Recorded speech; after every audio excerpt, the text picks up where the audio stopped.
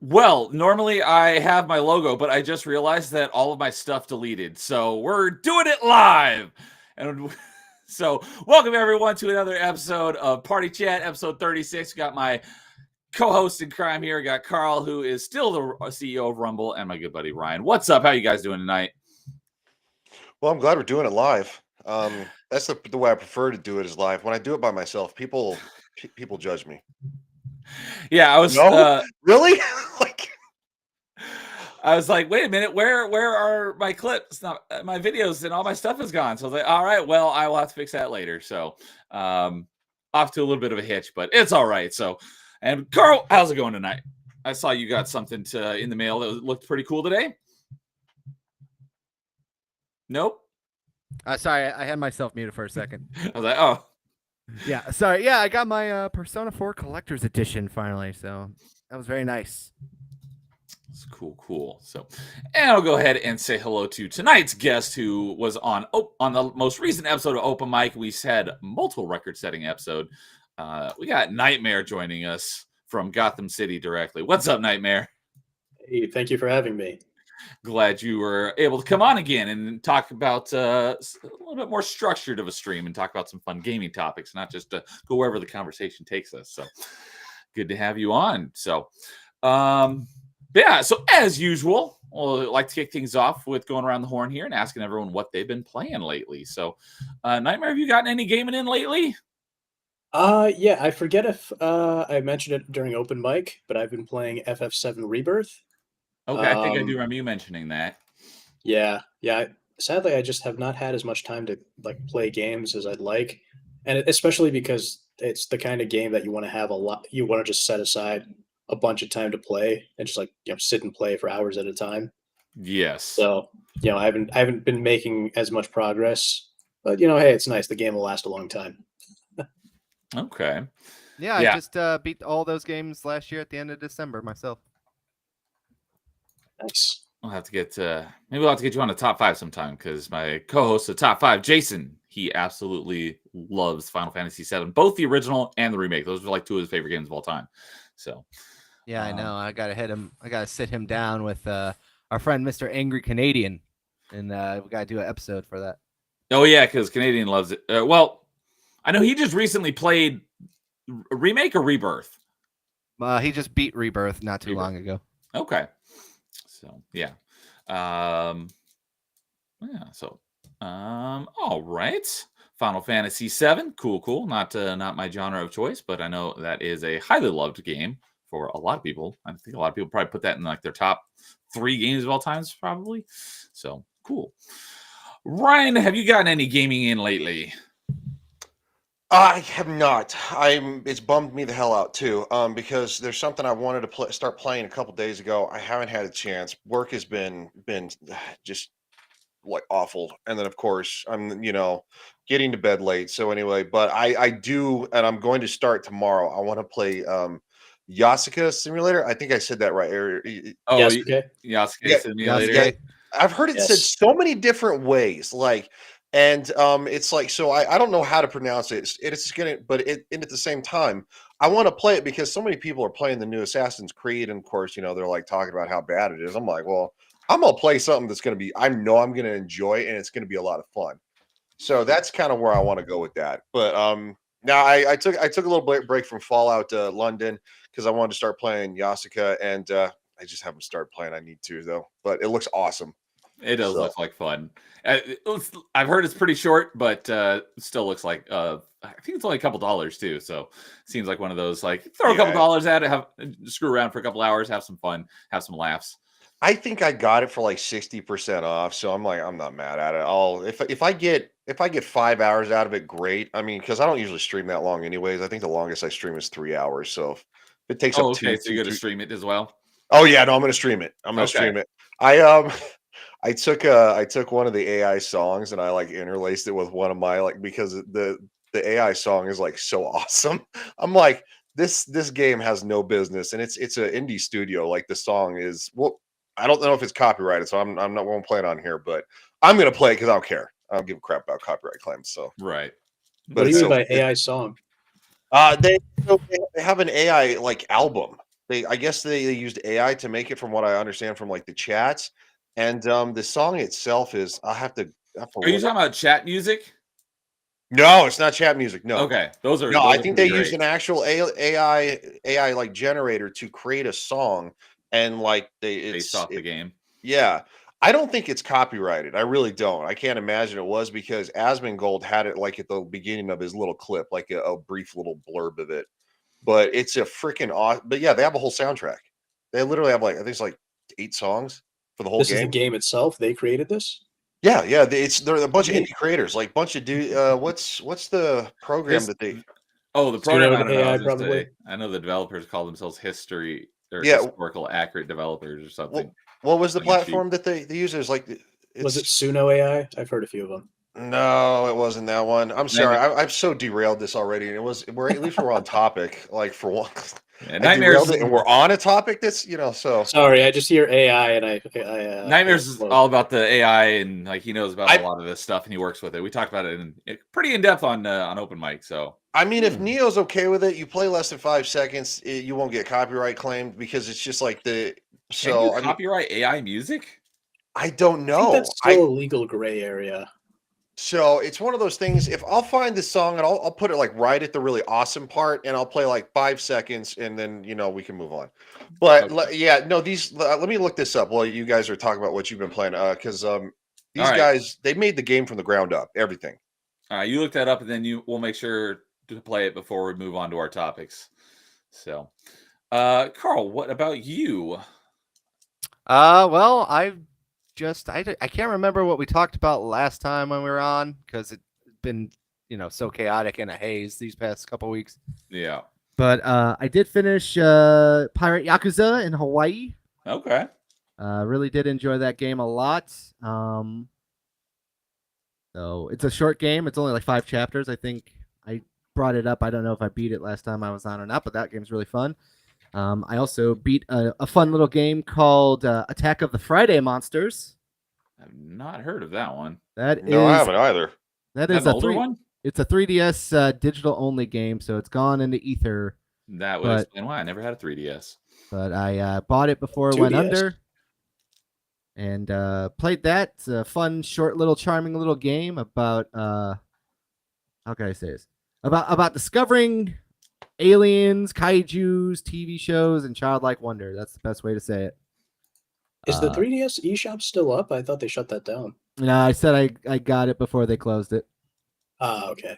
Yeah, so I remember I used to be in a video game group before I got kicked for being funny. That's the best way I could say it. Not anything too offensive. I was just trolling someone and he didn't like it, and contacted Oh, a was it a mod. Reddit group? It wasn't a Reddit group. It was just kind of like one that had, like, once again, Sony fanboys. They do not know how to take jokes. I was about to say, also at the same time, if you're not pissing somebody off, you're not doing it right. It's kind of like a video game. If you're not going towards the enemies, then you're not doing it right. You're not going the right way. Listen, I'm just saying, Sony PlayStation fanboys are the least humorous people on the planet. I swear to God. Well, But- they're the Apple users of gamers. Yeah, Hey. they're weirdos. That's for sure. Sorry if you're an Apple user, Neo. There's nothing wrong with that. But besides that, obviously, Neo and I have been playing Split Fiction. I'm sorry for blowing you off last Sunday. Yeah, I was basically off the grid last week, and so I was like, hey, I'll be able to play on Sunday night. So he's like, all right, let's plan on that. And then I was on my way home on Sunday night. I'm like, I'll be home about 15 minutes. He's like, I'm gonna take a rain check. I'm like, Yeah, it was nice and rainy and kind of cold here, and my wife just was chilling with me. I'm like, sorry, man, chilling with the missus tonight. Can't do it. So yeah. But, speaking of last week, how was Chippendale School? That's members only content. And then I got one more game. But yeah, just about Split Fiction. Looking forward to finishing that off because we've gotten a good chunk of the way through the game. If I had to guess, I'd say we're probably about 75%. So I think we're getting pretty close. But yeah, it's been a great game. It's been fun. Yeah, I should be free Friday or Saturday, especially Saturday if you're not doing anything. Okay. And then finally started a game called The Puppeteer last Friday or Saturday. Yeah, Saturday. Started last Saturday, beat it last night. Really fun. PlayStation 3 exclusive game from now defunct Japan Studios. This game was absolutely fun. Really, really creative platformer. Fun concept, fun story. I love the comedy in it. The banter between like the characters is amazing. It is a very child-friendly game for sure because it is basically a child's fairy tale game. But this was a very late PlayStation 3 exclusive. It released in 2013, and it kind of is forgotten. When I was playing this game, I could feel a lot of devs might have took inspiration from this, especially if you played Princess Peach's Showtime or another one too for Astrobot recently. That's what I was. So I feel like this is, if you like those games and if you were a big fan of Astrobot, this is definitely a game that you should look at. The price has kind of gone up because of the PlayStation 3 store shutting down scare. And to be honest with you, this is definitely one of those games that you need to go out and play right away. And if you want to save some money, try to get it digitally because it is worth every penny. So it is still available digitally? Yeah, a lot of these games still are. But it is getting to be more of a pain to buy digital games on the PlayStation Store because you need to basically buy a gift card, upload it to your PS4 or PS5 accounts, and then you have to use that to go and buy it off your PlayStation 3 or Vita. Okay. I And swear the best games are the hardest ones to buy when it comes to PlayStation. Yeah. I assume that it's a 3D platformer. Yes. It kind of is like 3D, 2D hybrid.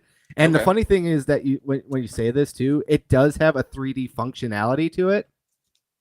So you can actually, I don't know if you could do it with glasses, but I know that if you had like one of those 3D TVs from back in the day, it was built with those in mind too. So there's a lot of like pop outs and like loop-de-loops and push-outs that they have in this game. And I think they built that, to have that functionality with 3D. Because, like I said, there is a 3D mode. Okay. And based on the name being called The Puppeteer, are each of the characters, are they like marionettes? It's the best way to say it is this whole thing, excuse me, is you have a narrator, and the narrator is basically like doing a stage show. It's like an old-timey marionette show. Like everything is like a stage. Like there's different stages that you go to. They pop them up. It's like a mixture of like a pop-up book meets an old school, like medieval marionette show and stuff like that. It's really creative. It's very interesting. It looks gorgeous, by the way, too. For a PlayStation 3 game, I have it hooked up on my Sony Bravia that I have for my retro station, and it still looks really good. Like, you could tell this was a late cycle PS3 game because it looks spectacular even today. Cool. Yeah, I had never heard of this game until you mentioned it recently, and I'm looking it up now just to kind of see what it actually looks like. But yeah, sounds really cool. So, all right. As for myself, I just finished. Was it last night or the night before? Then the last 2 days, I finished getting 100% in Dishonored 2. So that's one thing that Nightmare and I talked a bit about on Open Mic because he's a big fan of Dishonored, or at least 1 and 2. He hasn't played the third one, which I just started today. But I'm so sorry. It's just more of Dishonored. So I haven't had.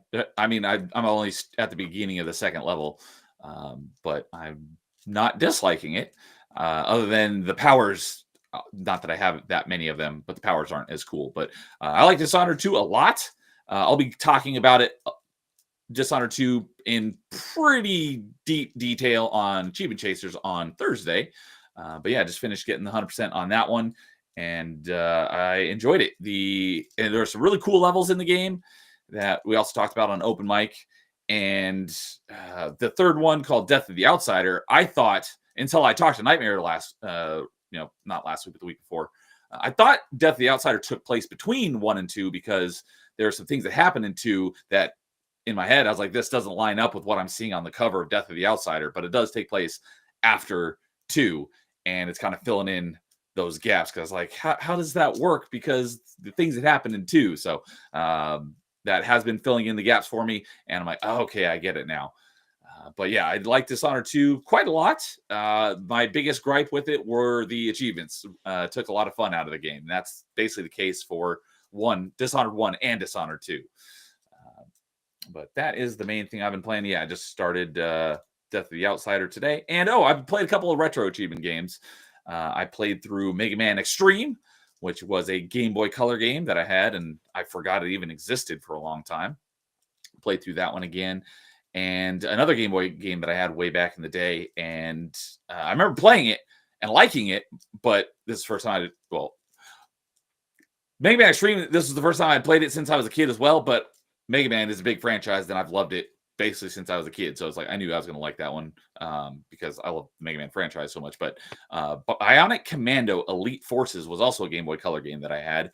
And I did play the Bionic Commando 3D one that came out in like 2014. I got 100% in that back in the day, but and that was pretty. It got panned, but I enjoyed it for the most part. But that's really Bionic Commando was really barely can call it a franchise. It basically has like 2 games, but since the Bionic Commando game on 360, I think it was probably on PS3 as well in the early decade ago or so.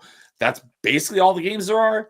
So I was like going back to this. I was like, I liked it as a kid, so hopefully I like it as an adult as well. And I did enjoy it. There were a couple levels towards the end that the platforming was a little cheap, but I did finish beating the story. I still have to go through it again because there's 2 Bionic Commandos you can play as, the male and the female commando, and they each have slight changes to the campaign. So I have to go through it again as the female commando.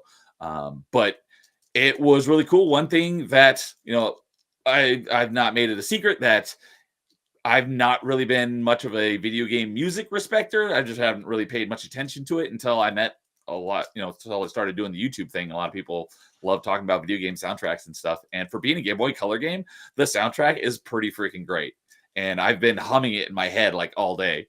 And one of the cool things about it was that it is a Game Boy Color game, and there are a couple lines of voice dialogue, which was very surprising. And I remember that back as a kid. I'm like, voice dialogue on a Game Boy Color game? That's crazy.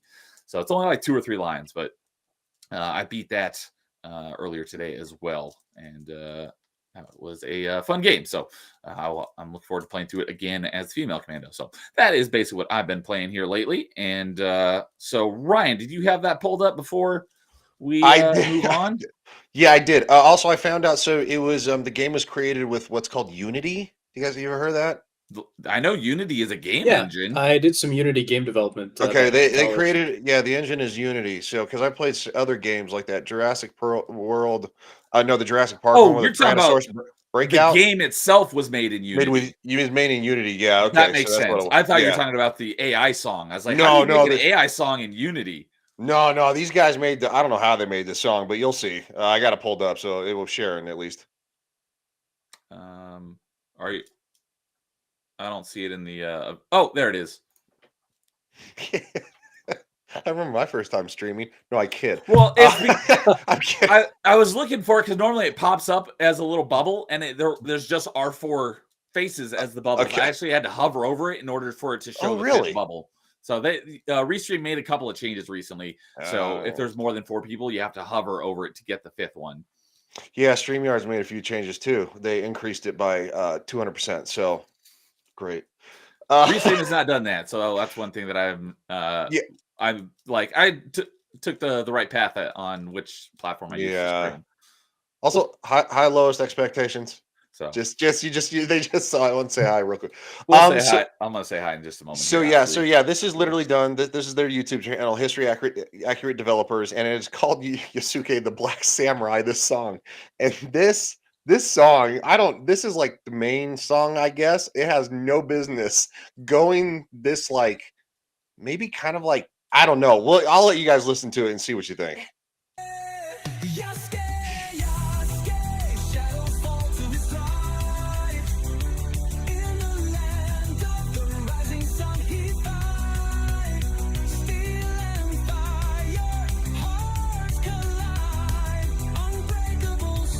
I don't know what that is, but that's the song. I don't get it. That is pretty good.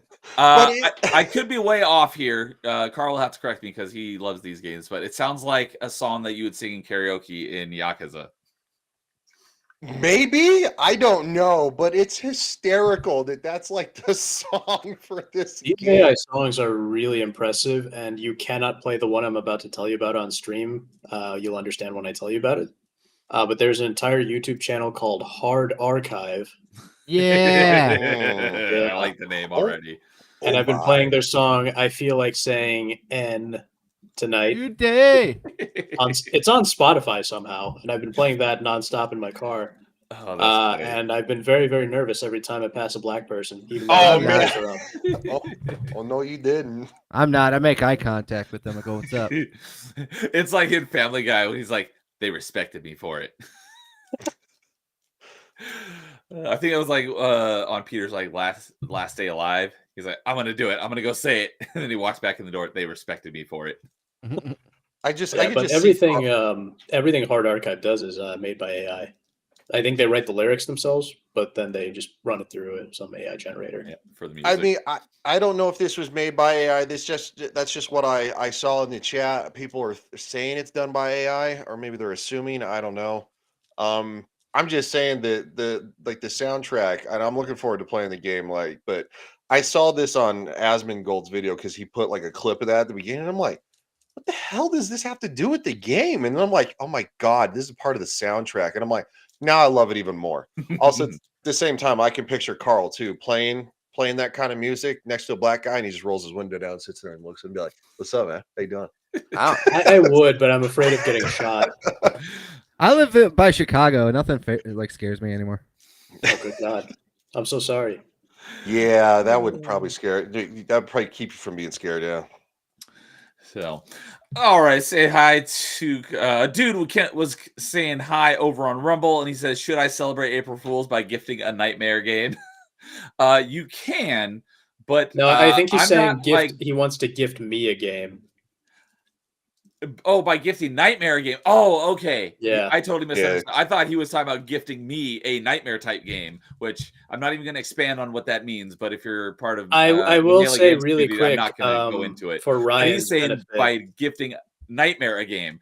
Okay, because I was going to say I don't have the same rule as James. I won't necessarily accept everything. So, but if you wanted to gift them the Nightmare, by all means. So I will say for Ryan's benefit, I recently gifted both Yasuke Simulator and Assassin's Creed Shadows to the same person. Nice. Yes. There you go. I have a feeling they're going to enjoy Yasuke Simulator better. Probably. Most likely. I've heard so many bad things, and it's like I am playing of. Oh no, see, okay. I actually did start. It was last week, I think. Yeah, it was last week. No, the week before that. I did start playing a game. That I did it on purpose to hate, and I started playing Dustborn. Oh, that's right. I have that in I have that video in my to watch list. I haven't watched it. I gifted that person Dustborn too. Yeah. Well, I made them play it. Well, bear with me. So I had donated plasma that day, and then I ran errands, and I forgot to bring a protein shake with me afterwards. So like when I got home, I hadn't eaten, and so I started streaming. I had to quit at like 55 minutes because I started getting like it was only like 42 minutes long. Yeah, I'm like, that's I started short. getting like tunnel vision and like dizzy, and I'm like, oh, I didn't eat anything, and I'm like, I don't feel good. I'm like, I had to go lay down. I'm not joking. So I'm not going to make that mistake again. I'm not. By not make that mistake again, you mean not give plasma, not play Dustborn, or not go into it having not eaten? The eaten one. Okay. I donate plasma because I hate needles, and I figure it helps people. I mean, when I say hate needles, I despise needles. Yeah. That'd be a terrible. Wait, how do you donate plasma without needles? I was just thinking the same thing. I don't look when they stick it in my arm.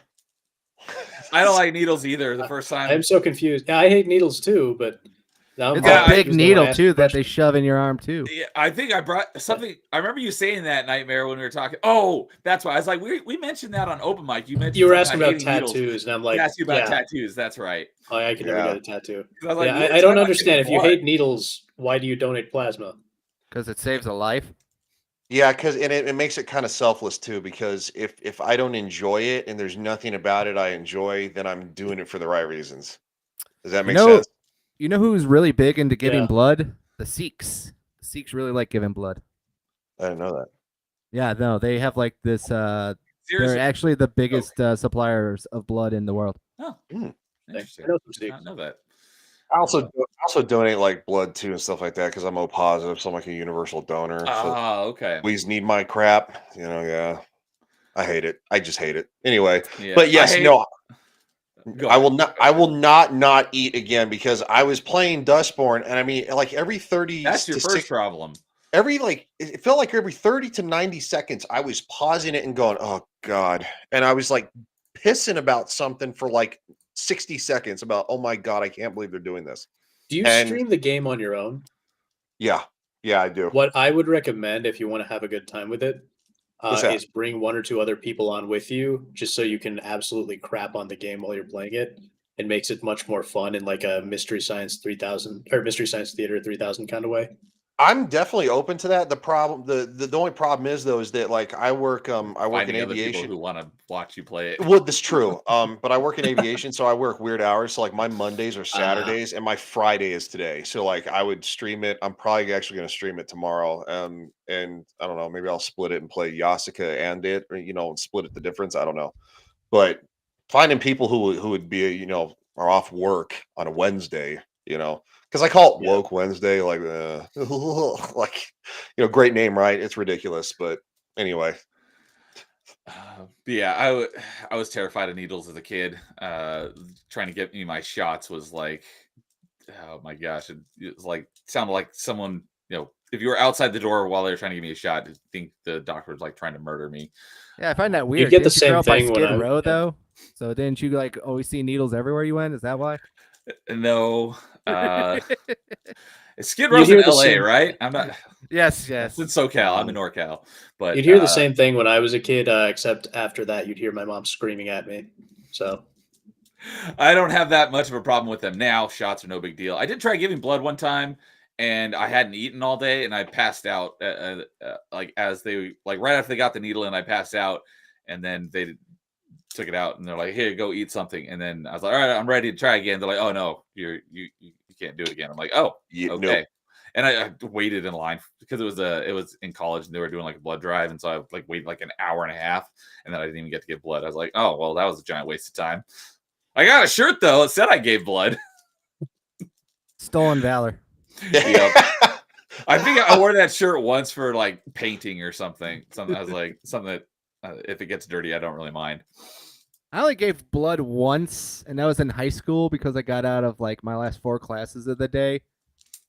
And then I think we didn't get out of the high school auditorium until like 6 p.m. though, so it was like a trade-off. I volunteered at a blood drive in high school, but I never gave blood. Okay. All right. Well, back to on topic. Right. Yeah, sorry, my bad. No worries. My bad. Also, Dude is saying, Carl, you need to platinum the puppeteer.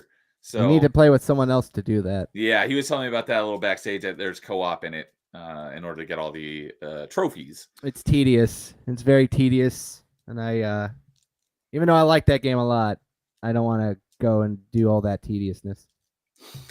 But he also says PS3 and Vita stores are still available, and a ton of PS1 games are available that way. So cool Yes, to know. the Suikoden games, the Mega Man Legend games, God Hand, if you're a PS2 fan, that's on there. The original Silent Hill, all these games are on there for like $10, and Nice. a lot of them can be played in a handheld setting, like between your PS3 and your Vita. All right. Lowest Expectations, you're saying hello. What's up, Lowest Expectations? Good to see you as always. As is Paul, who I will be meeting in person in about 2 weeks because we are both going to Vegas. So good to see you, Paul. Hope you're doing well, and look forward to hanging out with you in person. Yeah, hung out with him last week. Oh, sweet. What'd you guys do? Well, you responded to it, so you know what we did. I forgot. We went to this local burger joint in the Chicagoland area called Kuma's Corner. I And then, oh, was that Did in you your guys- Discord? you guys went to yeah, Okay. local arcade too, right?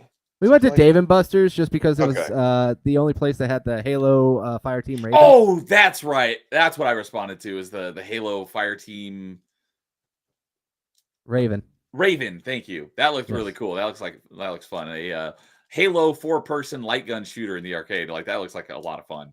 Yeah, it was really fun. It's basically an arcade version of Halo 1 from non-Master Chief perspective. Yeah, that's sweet. All right. Well, with that, let's go ahead and get into our topics for tonight. So, as usual, I like to offer the guest the opportunity to suggest a topic. So, Nightmare came up with what is a game that you really enjoyed that you were reluctant to try? So, maybe you had a bad impression of it going into it, just had negative impression for some reason or another. You finally got around to playing it, and you were surprisingly had your mind changed and ended up enjoying it. So, Nightmare, since that was your question, what was your answer to that question?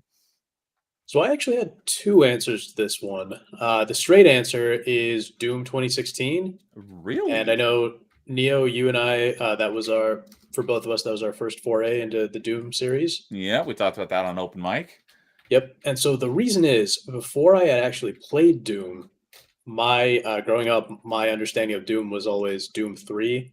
And I was always Oh, seeing people interesting. going, "Oh, Doom 3 is the best game in the series, and every Doom game should be like this." Now I know, of course, that those people have a screw loose. But Hey, you know, dude is a Doom 3 defender, so he loves Doom yeah, but 3. it's a totally different kind of game, right? It's a much more of a horror game, and It's I don't like horror games. same here. It's like Yeah. Doom in Boo. name only. Yeah, yeah, and so Doom. I didn't know this at the time. It's traditionally more of an action FPS with Yes. a horror theme to it. But going in, I was of the impression that Doom was going to be a very scary kind of game, and that I would have nightmares. Pardon the pun. Um, so I thought it was going to be that kind of game, and so but I knew that it had that awesome soundtrack, and I'd heard it was a very satisfying game to play.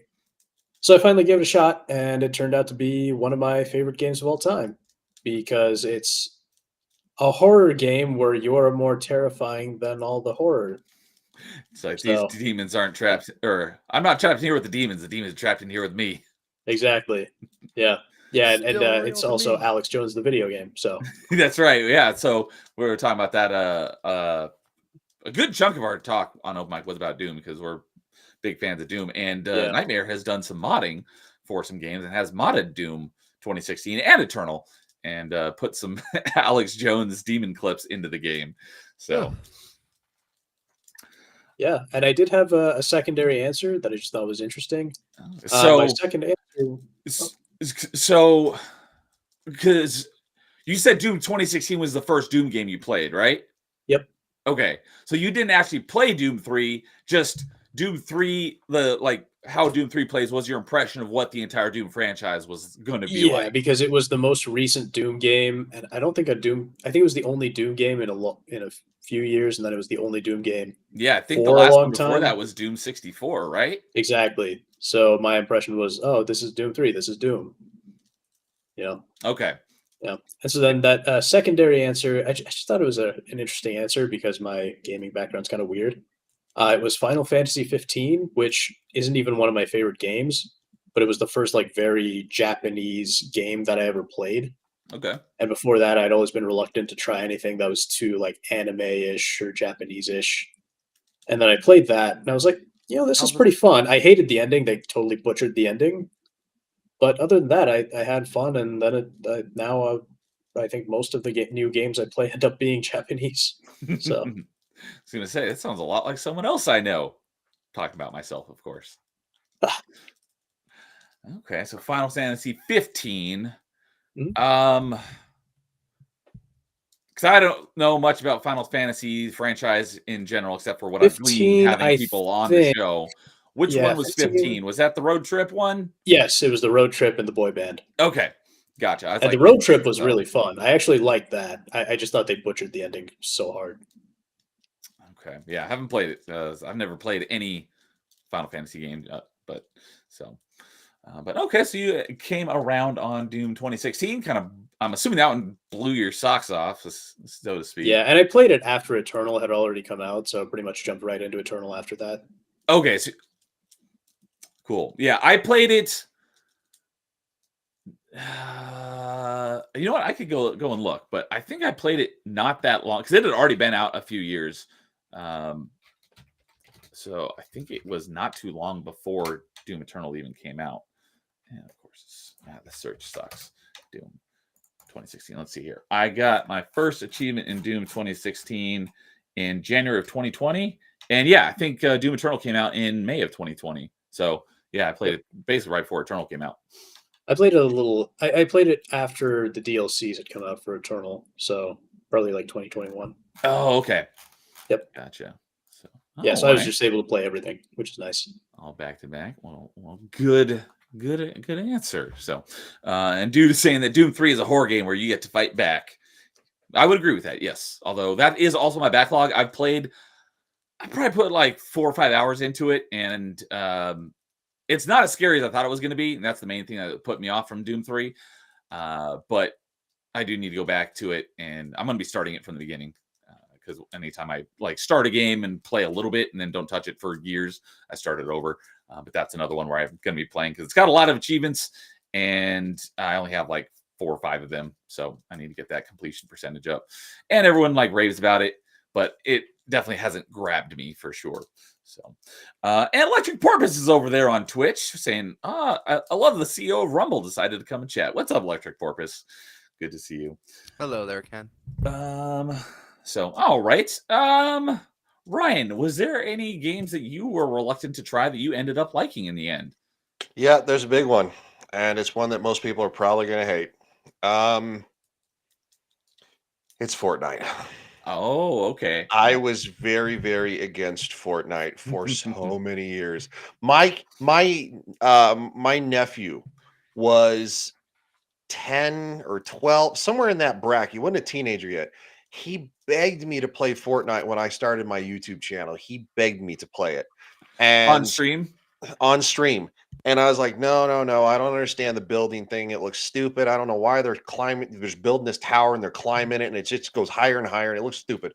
Yeah. I mean, I'd say that because he's a kid, but I'm like, I don't know, buddy. I don't understand it. Like, let me look into it and I'll see if I can do it. As soon as they started doing the no build, I'm like, okay, let me give it a shot. Well, now he's 16 and he didn't give a crap. So it's like, so now he's playing other games and you're stuck playing Fortnite. Well, he plays Fortnite still, but he watches like these big streamers that play it. Like me, he's not gonna watch me. Like, I mean, not that I know of, or not that he's told me, but he does watch the big lurking. Yeah, it's just I haven't played Fortnite in forever. Like we used to play it with the Vets Talking guys, because a bunch of military veterans playing Fortnite, and we would get our asses kicked because we all suck. So there you go. Yeah, it was pretty funny, but no, that's the one that I'm gonna have to pick is Fortnite. It was never my thing, and then I was like, all right, I'll give it a shot, and I actually kind of like it. Yeah, I've never played it, and I don't ever plan to play it, but the no build thing, I know that kind of drew a lot of people in, and that would be the thing that would potentially pull me in to play it if I was ever going to, but I don't think I ever will. But okay. I'm with Neo on that one. I know how much you love this game, so I was thinking you were going to say Fallout 76 because that was really hated in the beginning. But no, I was excited. You were looking forward to that. I would looking forward to play Fallout 76 because I got to beta test it. That's right. No, I did chastise it for its bugs, and I was like, okay. I want to play by myself. I don't want this to be like Star Wars: The Old Republic. I was very outspoken about that. So when they listened and they were like, "Okay, you can play by yourself," I played the game for like an hour with this, maybe 45 minutes with one guy once during the beta test, and I have not played with anybody since. So, okay. All right. I think I'll go ahead and go next. So,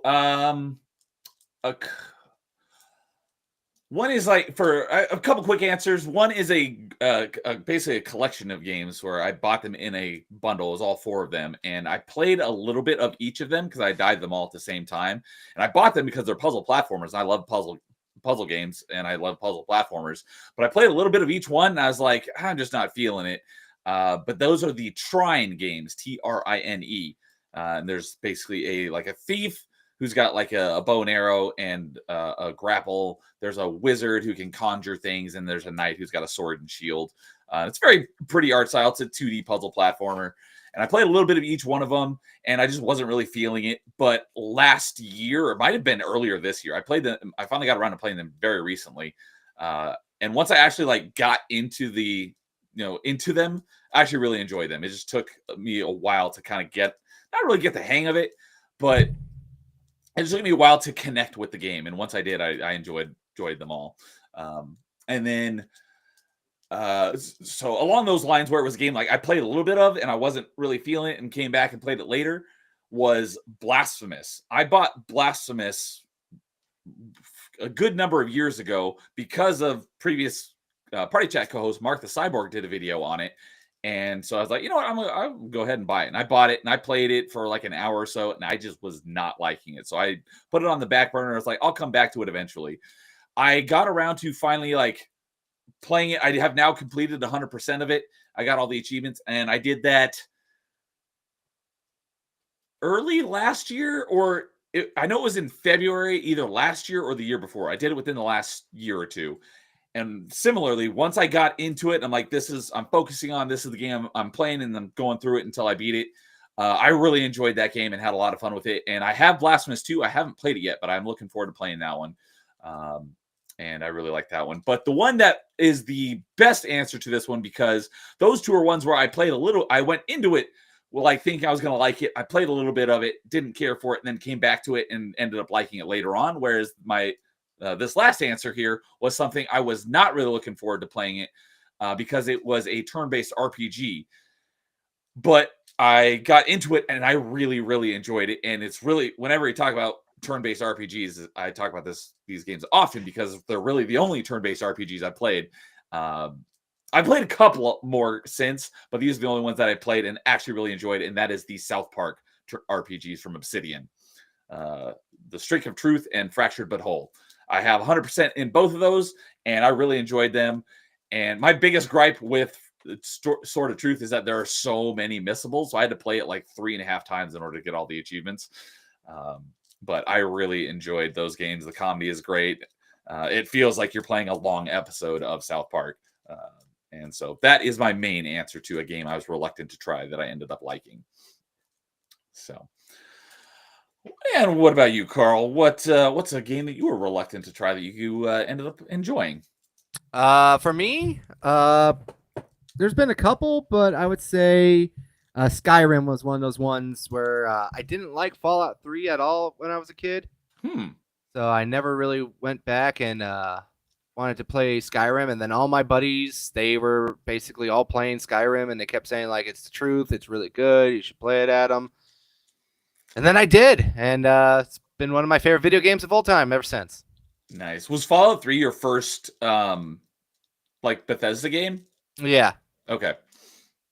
Like I said, I think I've said this many times. It's sometimes you're too young to play a game, and then you go back years later and you go like, yeah, I was just a stupid kid. I don't know what I was doing. I actually have a similar story with those Bethesda games. I played in I think I was in high school or something. I played Fallout 3. That was the very first one I played. I played it for like maybe an hour or two, and then I think I got to Megaton, and then I just got bored and quit. Because those games are like, they just kind of open up, and then they don't give you a whole lot of direction on what to do. You usually have like, here's like where you are supposed to go to continue the story, but go anywhere you want. Yeah, well, a lot of times they don't even do they don't really even give you a definitive go here. It's just like, here's everything, just go find it. And so with Fallout 3, I got kind of maybe overwhelmed and just closed out of it. Or not closed out of it. It was on PS3. But yeah, anyway, I was at a friend's place. And then Skyrim, I remember I played for like 5 minutes once. I was like, too gray, I'm out. And then I played Fallout 4 and I actually enjoyed that one. And then I ended up going back and playing Fallout New Vegas, and that's my favorite Fallout game. Have you since returned to Fallout 3? I have not. I keep thinking about it, and I know there's the whole Tale of Two Wastelands mod that makes it much more playable on PC, but I just never got around to it. Okay. Ryan would probably know more about that because Fallout's one of his favorite franchises. Plus, plus once you play the peak that is New Vegas, it's like any other Fallout game is going to be kind of a letdown. Yeah, no, I played Fallout 3 first, and then I played New Vegas, and it was definitely my favorite. And I was actually shocked to find out that Obsidian made it, which actually made one of my other favorite games of all time, which was Knights of the Old Republic 2. Nice. So yeah, no, I'm a big Obsidian fan. I So assume a it's former Obsidian fan. yeah, this is the best way to put it. I mean, Yeah. I trust me, I got my gripes with Bethesda too. I got a lot of gripes with Lost stuff when it comes to games because it just I think they've kind of goofed a lot of stuff up. But I think that anyway, sorry, you got me started on Fallout. You go ahead. Yeah. So, uh, for me, my first Bethesda game was Oblivion, and it was I went. I was like, you know what? I'm just gonna go to the game store because I'd hang out there, not a lot, but I'd go in there pretty often. So they kind of knew me there. But I was one in one day, and I was like, "What's a game? Just pitch me a game that is just gonna take me a long time to beat." And he's like, "Here's Oblivion." I was like, "All right." So that's basically what it was. I'm like, just give me something that's going to take a long time. And I never played an RPG because in my mind, before I knew about uh, Oblivion, in my mind, all RPGs were JRPGs, turn-based, anime-like characters, bright, colorful, in like a cel-shaded type of style. I didn't know that there were non-turn-based RPGs at the time. So, but he gave me that copy of the Oblivion right there, and Nice. took it home, and I got obsessed with it, and I played. I don't remember how many times I stayed up playing it till like 4 or 5 in the morning. I got so hooked into that game. So I was like, hey, you know what? Let's look it up what else they got. And so I bought Fallout 3 on day one, and I think I put about 40 hours into it in the first 4 days. Loved Fallout 3. And then same when Skyrim came out, I could not wait for Skyrim. Played that for a good chunk of time. Basically, it was like a 3 or 4 year stint where I basically only played 3 games, and it was Destiny, Skyrim, and Mass Effect 3. But I have Fallout 4, and I've started it, but I haven't gotten too far into it, so I still need to get back to it and play through that in its entirety, as well as New Vegas, because I wasn't planning on playing New Vegas, but everyone's just like, you got to. It's like the best Fallout. So I was like, you know what? Okay, I New will. Vegas has the absolute best writing. That's why. So that Fallout 4, I've started, put a few hours into it, but when I go back to it, I'll be starting it from the beginning. But New Vegas have not even launched before, so that's my backlog. So once I start all these crap loads of new games, New Vegas will be one of them. So Yeah. If this were a stream about Bethesda autism, I would have a lot of thoughts too. I would be right there with you.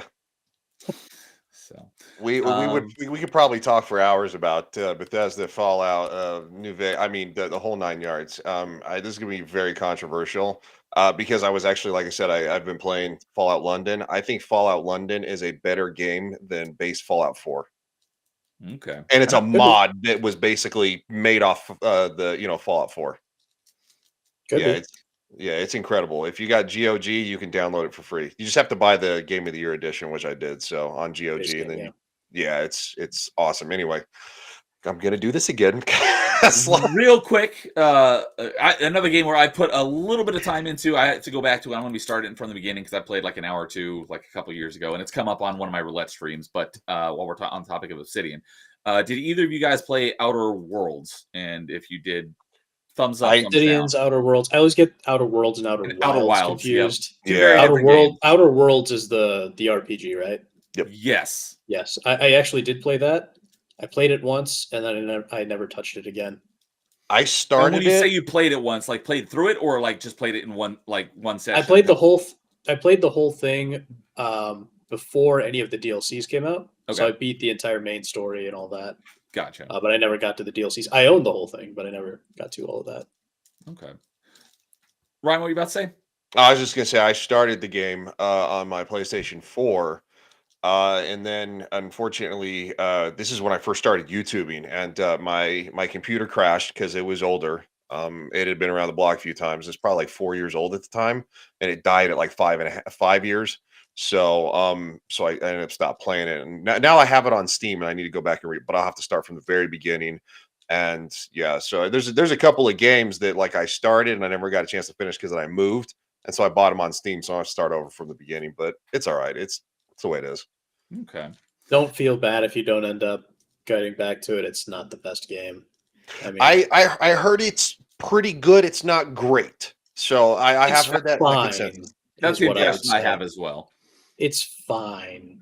It's not. I mean, I think Chris Avellone was already gone by the time they made that game. So I definitely had some gripes when I started playing it. I felt I didn't like the aiming controls. I felt like even at the lowest setting, like I felt like it was too fast. Like you go to aim and it'll go whoop, Oh, the and I'm like, sensitivity's too high. yeah, the sensitivity was way too high, and I had it turned all the way down because and obviously you don't have VATS, which one of my favorite things to do in Fallout is VATS, and I know some people are like, well, it's cheating. I'm like, no, it's part of the game. It's what makes it fun.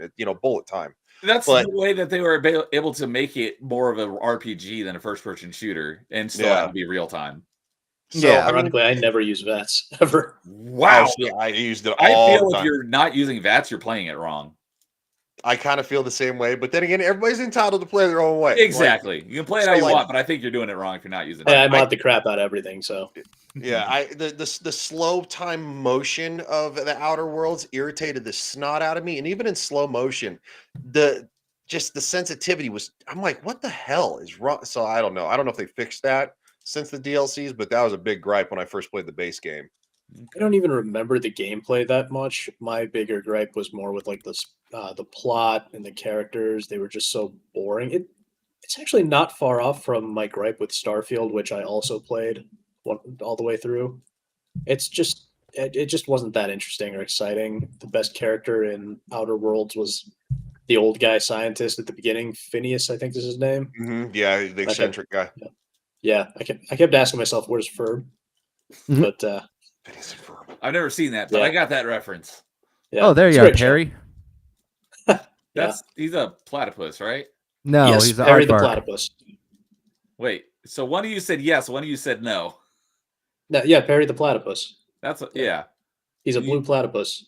Carl, did you say he's an aardvark? Yeah, Yeah. What's that about? because Perry it's the easy to aardvark? mess with Neo here. Oh, okay. Oh. You're just messing with me. I'm like, okay, now I'm confused. Poisson de ville.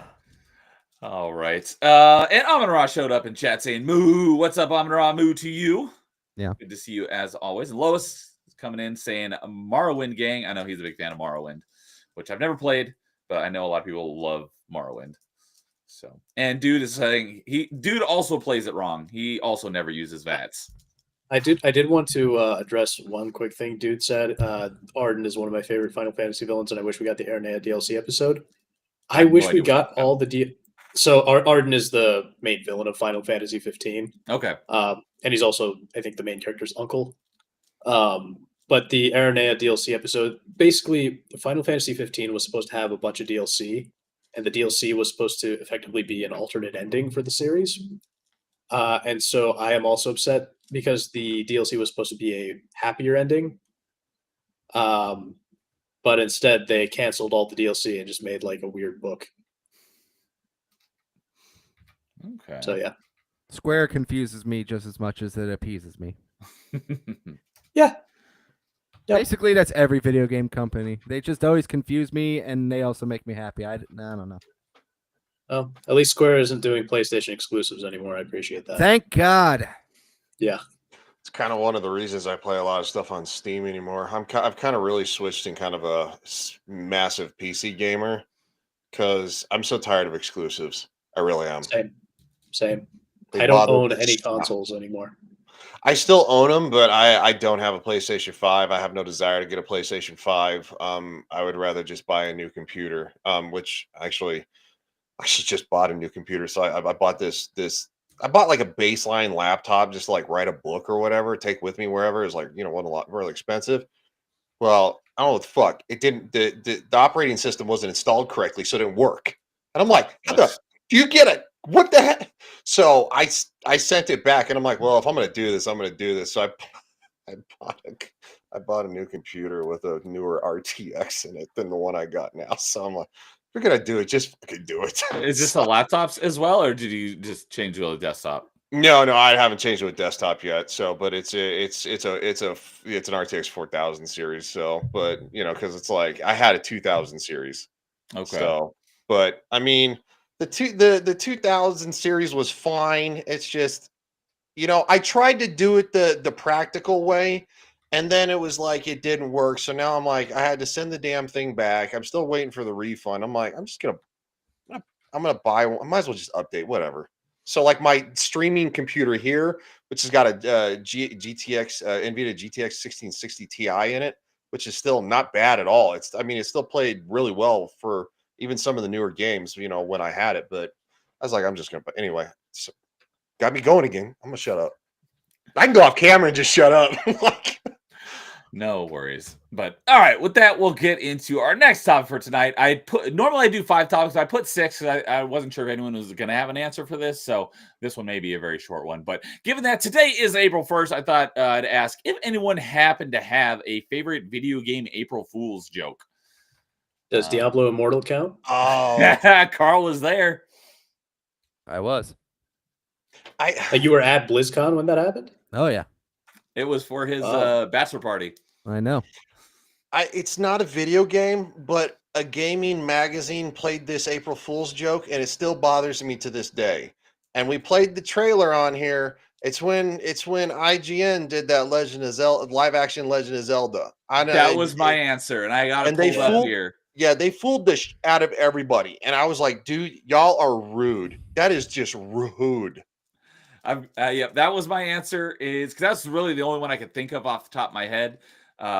So I've got that one pulled up here if you guys wanted to watch it, but we don't have to. Oh, we should definitely watch it because even in today's world, like, because I know we're supposed to get a live action Zelda, it just got announced, right? Yeah, But like when this was announced and it was a joke, the CGI at the time was pretty damn good, and it fooled the shit out of everybody.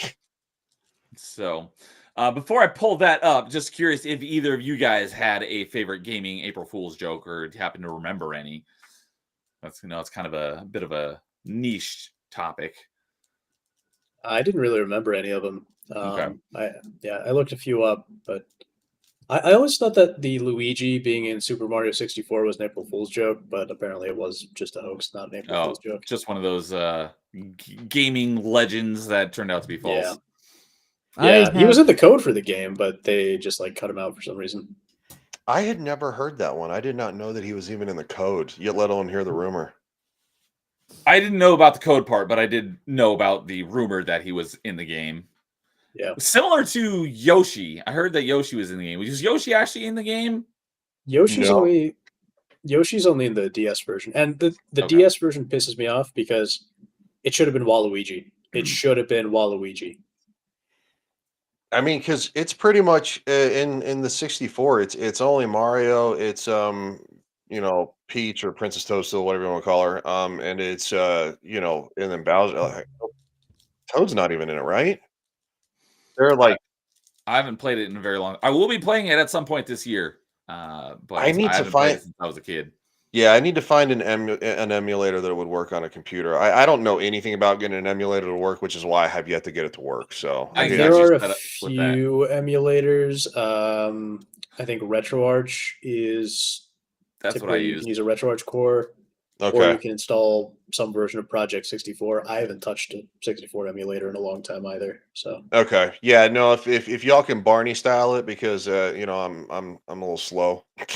I can get you hooked up with everything you need. Sounds awesome. And dude says that Toad is. I was gonna say, dude knows these things, but he says Yoshi was in Super Mario 64, but only. Wait, wasn't that another hoax, dude? That's what I was thinking. I thought Yoshi was in it if you got all the stars. I'm about to say it's also April Fool's, so I'm not putting it past this dude's messing with us, and I just said this dude. Also says that Toad was in Super Mario 64. Oh, Well, Toad might be just as one of those. I don't think he's messing with us. I usually on this type of stuff, I'll take his word for it. He's not a big kidder when it comes to gaming, so maybe believe him on this one. I'm pretty sure he's being serious. My favorite thing to do on April Fool's Day is just put on the SpongeBob April Fool's episode. And dude, I think I had Retro Arch. But yeah, he says best way to emulation is RetroArch, which also allows you to earn retro achievements. Yeah, I think I had that, but I couldn't figure out how to get it to work, or maybe I couldn't get the actual game itself to emulate on, and so maybe that's where I was goofing up. I don't know. Again, I've tried RetroArch before, and it can be a bit of a pain to get working. I usually Okay. just end up going with the native emulators. I use I'm- RetroArch all the time for basically all of my emulating, except for GameCube games, because that has to be done through Wii for retro achievements, or Dolphin more specifically. And I don't really have any problems with it, so I could definitely help you with that. Cool. Sounds definitely like a plan because I want to play some old games, man. Like I would love to play some old like PlayStation games, the whole 9 yards. You can even play PS3 games in an emulator now, but your PC has to be pretty good. Oh, look at that. Dude just sent me proof. There is a retro achievement on Super Mario 64 for finding and talking to Yoshi. So Okay. he is in the There you game. go. So thank you for that, dude, as always. And Lois is coming in to confirm, says Yoshi is in Super Mario 64 when you get 120 stars. I thought so, but it's been so long since I played it, and I don't know if I ever actually got 120 stars. All right. Anybody, Carl, do you have anything about any April Fool's jokes? There was one funny thing that came out when they were making Yakuza 7. The game director posted game footage on April Fool's Day that it was a turn-based RPG, and everyone on the internet was like, "Oh, it's an April Fool's joke." And then when the game came out, it was actually a turn-based RPG. So it was like a reverse April Fool's joke. Yeah, it was kind of like one of those things where it's like no one really believed it, and they all kind of like just hand waved it away. And then when they're like, no, it actually is a turn-based RPG, you're like, oh, That's great. Because That's why I'm not too upset when people complain about Final Fantasy going action, because they took Yakuza from us, so we get Final Fantasy. and that's what would get me into playing Final Fantasy is the more action-based. Oh yeah, I think you should. I think you should give 16 a try if you get some time. It's very good. Oh yeah, I think you mentioned that on Open Mic. I think I wrote that down. it's a very good sleep aid. Yes, I agree. By the So way, Carl, I just realized you're dressed as Red Shirt Guy. Yes, I'm a me. he's a me. I'm a me. Well, yeah, but I I thought- mean the BlizzCon Red Shirt Guy. Oh, I have no idea about The guy who that. said, "Is Diablo immortal?" An out of season April Fool's joke. That's Oh, a happy coincidence. I thought maybe you were I trying forgot to be about that. a red shirt in Star Trek, and I'm like, well, your ass is gonna die. I never watched Star Trek. I think it's boring. I've only ever seen Kurtzman Trek, so Oh, ouch. I don't know what to say.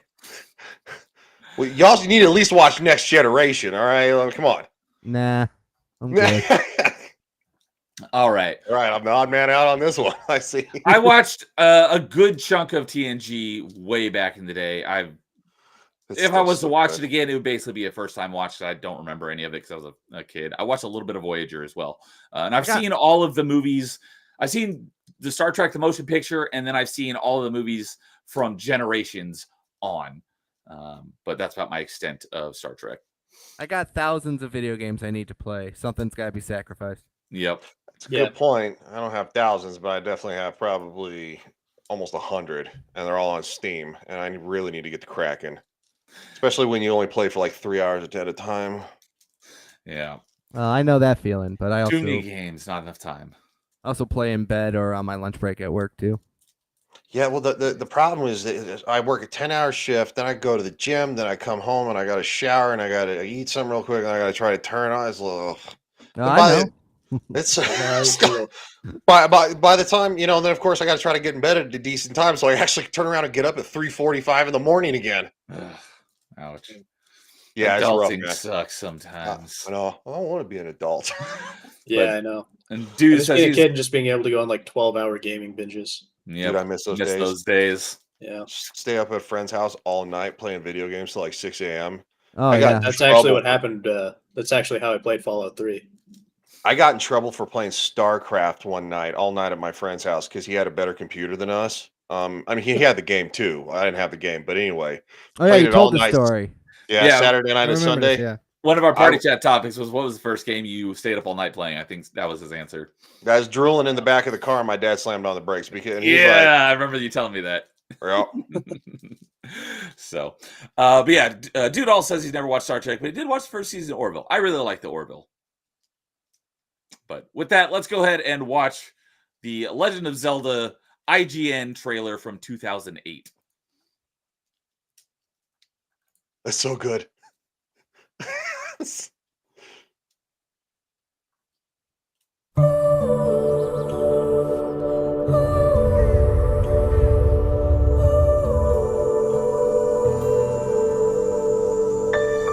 I've got something special lined up today. I'm taking the harvest to Castletown Market. And you're coming with me. Now mind your manners and do what I say. Speak to no one. And for goodness sake, don't touch anything.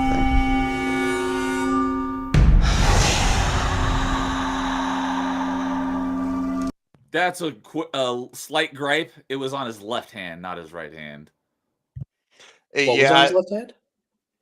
The Triforce is supposed to be on the back of his left hand. Yeah. Oh, okay. I didn't notice that when I first saw it, but like later on I realized that. But still, I mean, the atmosphere, the music, and like I said, this came out 2001 or something like that? 2008. 2008, okay. The other slight gripe I had is when he wields a sword here, and a little bit he's wielding it in his right hand. Link is left-handed. Yep. It's true. But other than that, I love this trailer.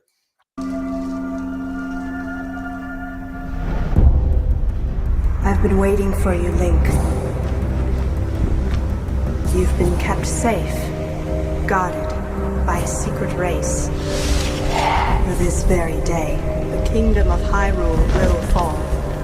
Nothing can stop the evil which has crept inside these walls. I am too late. This is the Temple of Time. When these doors open again, it will be 7 years in the past.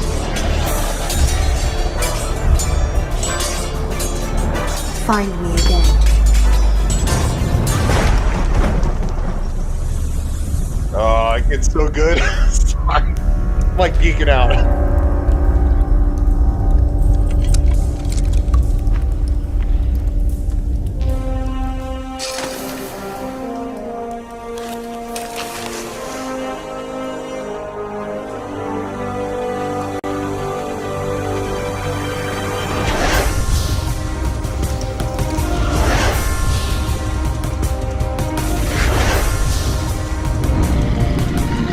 I welcome the hero of time.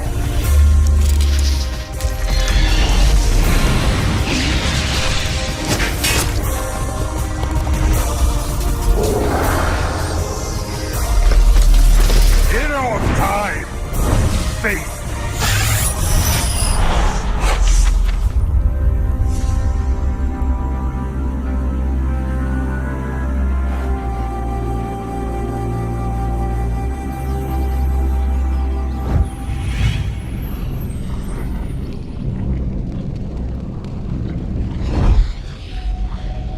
And the crowd goes wild. Coming on next April Fool's Day. It's a double April Fool's joke. Yeah, that's good stuff though. That's really good stuff. Oh, I was so convinced for so long. So many people were so convinced for a long time. Yeah, I think it lasted months, like before they had to actually say something like, "No, guys, we're joking. It was an April Fool's joke," and everybody went, "What the?"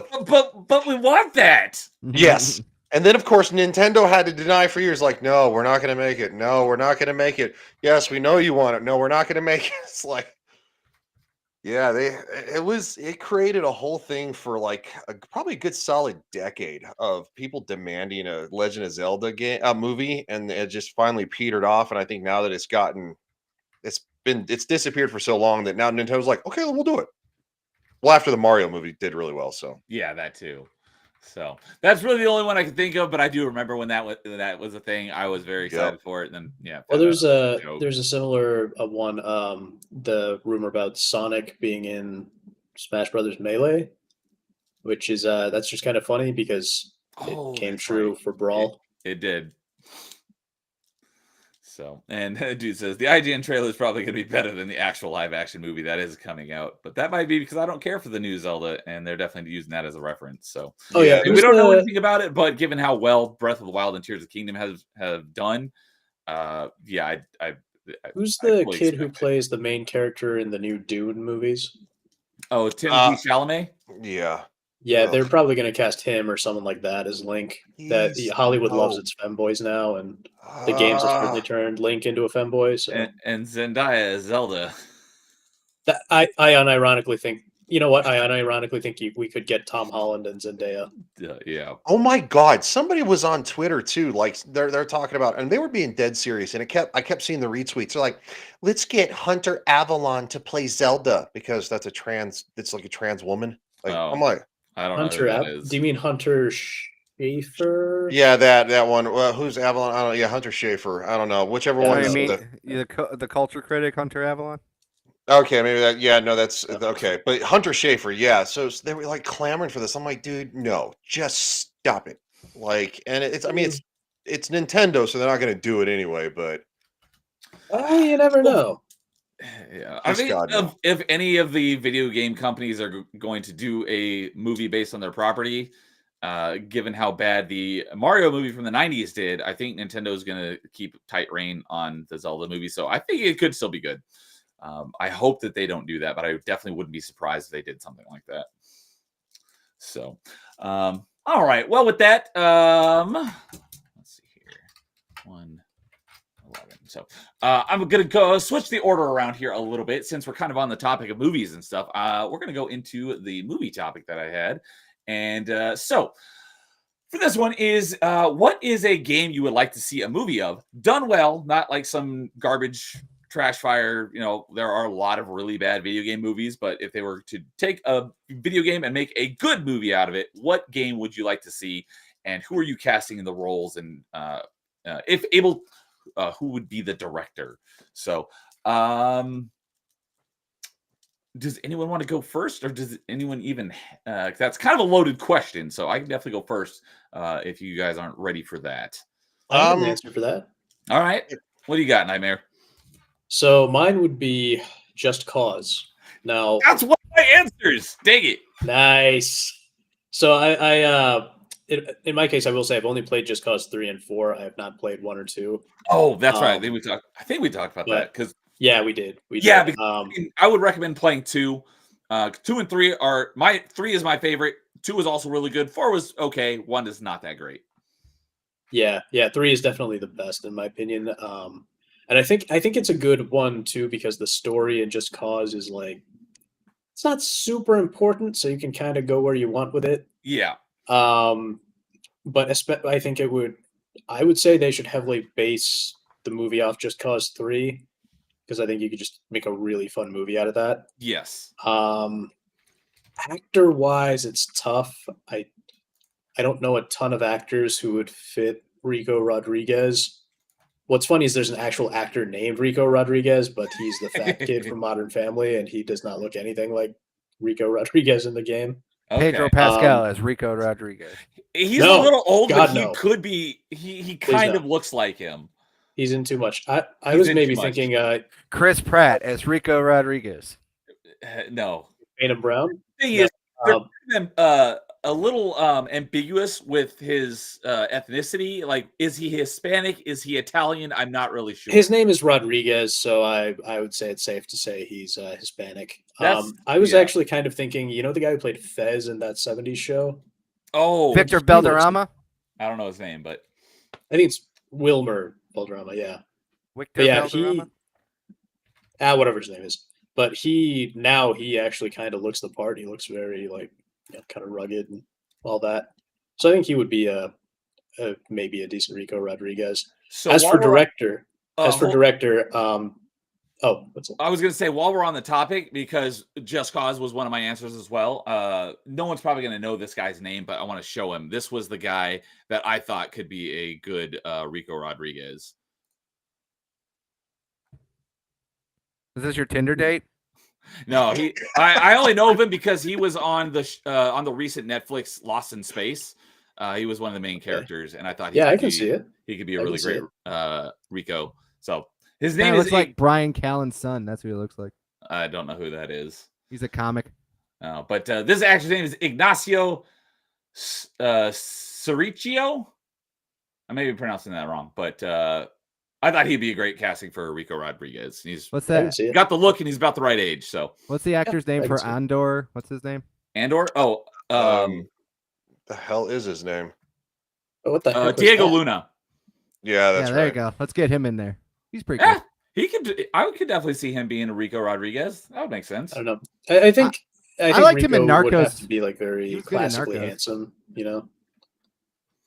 So, anyways, you were about to mention your director. Yes, director. There's only one obvious choice. I think Michael Bay. Yes, that was my Yes. answer as well. I mean, it's a game about explosions. You gotta have Michael Bay. You gotta have Michael Bay. Just Cause is Michael Bay the game. There is Yes. a Just Cause movie in the works, and it's not being directed by Michael Bay, which is a huge missed opportunity. I think It's if gonna be crap. anyone was meant to direct a Just Cause movie, it's Michael Bay. That was my answer as well.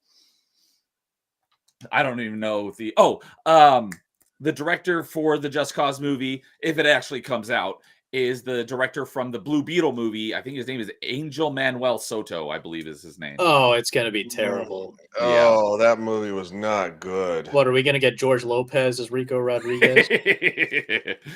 I'd watch I it. really hope you're wrong about that.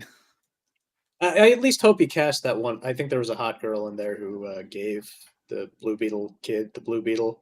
I Yeah, hope he at she least cast was a hot the girl. yeah, she was the rich girl that ended up falling in love with him. Yeah. Well, Yeah, 'cause I her never saw the father- yeah. movie I didn't because either. the Blue Beetle. I mean, they should have done the first Blue Beetle first, Ted Cord. But Yeah.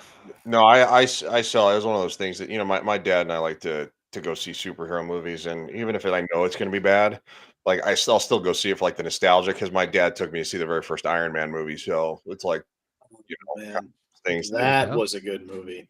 Yeah. No. And I just Oh, because Iron you're just really quick, since Neo and I discussed this on open mic, I once said that if you combined Iron Man 1 based on the movie on PS3 with Just Cause 3 with the Jetpack DLC, you would have the perfect Iron Man game. Yeah. Once you get the jetpack in the first DLC called Sky Fortress in Just Cause 3, it basically becomes an Iron Man simulator. It's awesome. You just don't have the Yep. suit.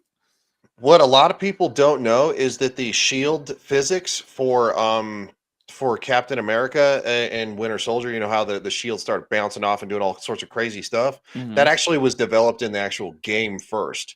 And I actually played the Captain Oh. America game that came out after the movie, the The first 360 Avenger. game, or it could have been a PS3 game as well. PS3 game, yeah, it was both, and yeah, it had the shield physics in it, so it was like ding ding, like bouncing off stuff. You could bounce it off like 3 enemies or whatever, and they put that in the actual movie for Winter Soldier, and it did that going forward.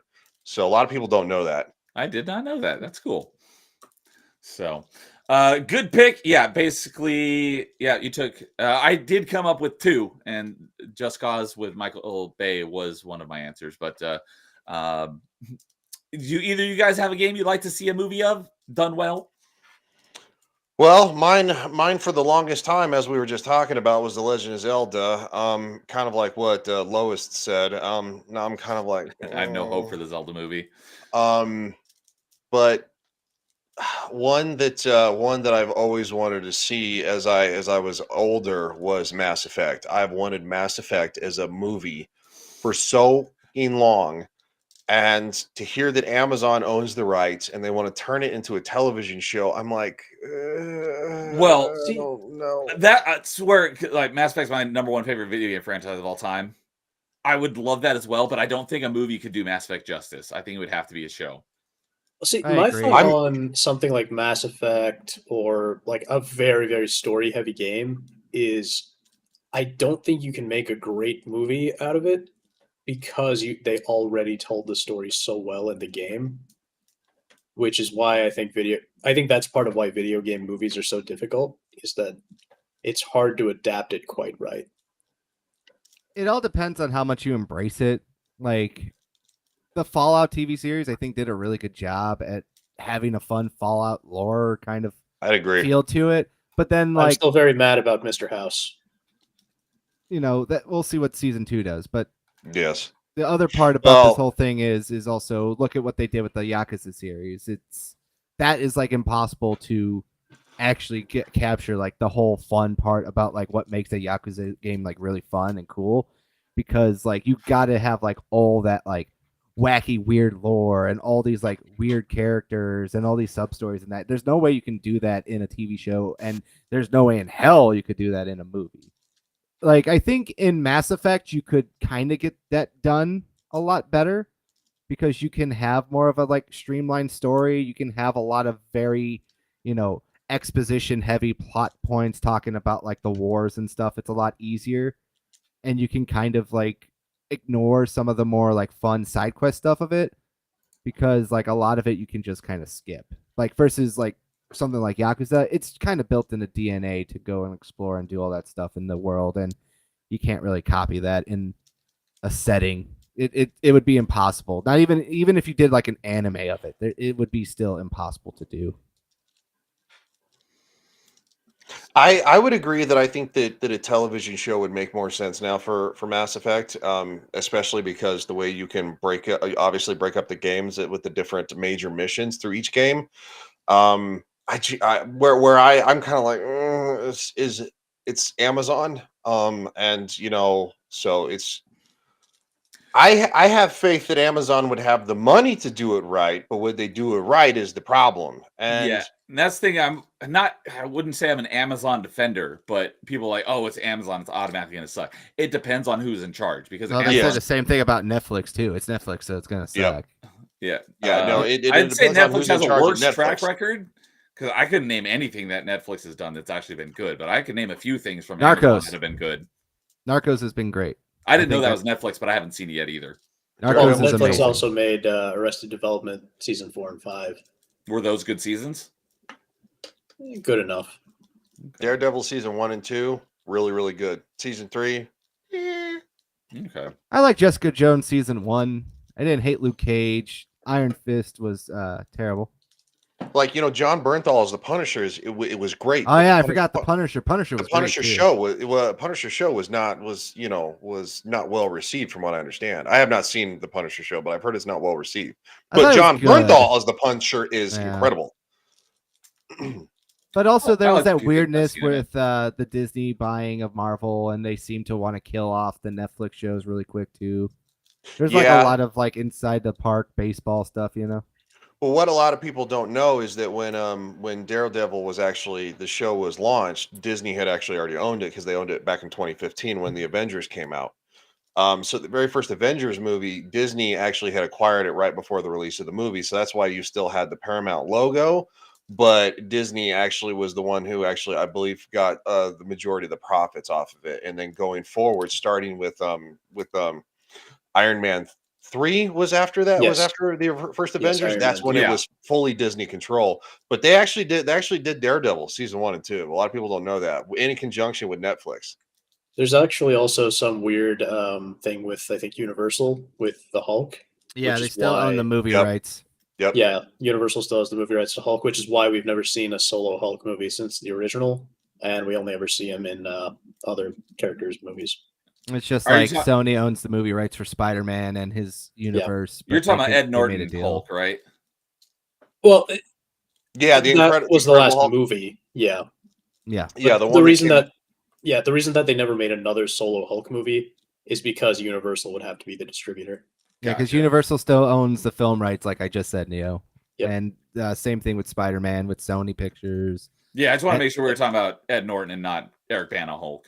Yeah, no, it's No. the Edward Norton one, and Universal will never give those rights up. Just like Sony will never give up the rights for Spider-Man. It's never ever going to happen. There's not enough money on the planet. Universal needs to do something. It Yeah, would with the depend on how the film. contracts are set, because if they're not set for perpetuity, then there is a possibility that Disney may just be able to let them expire eventually and get It's- it back. It's like when we got that crappy Fantastic Four movie. It was Fox trying to control And the Force rights. Stick. Yeah. I think as long as Universal continues to work with Disney, and actually have the Incredible Hulk on screen, even in other movies, I think it renews the license. I think it renews it every time. It's that deal like, okay, well, we'll let you use it in Thor Ragnarok, which I did like. We'll let you use them in Thor Ragnarok, but it also we get part of the profits and it renews the license because we're technically using it. We're using that license that we own. I would have to look into how that Maybe. would be structured, but that's probably something that I actually don't no one think really talks I about think that. those contracts are a secret anyway, so most Oh, likely yeah. we'll never know them. Yeah, We'll I never doubt know it. all the details of how it's how Doubt those we'll rights know are any set of up. those things. And to So, be perfectly honest, I have not seen a Marvel movie since Captain America: Civil War when I Oh. realized they were going to go down the modern comic route.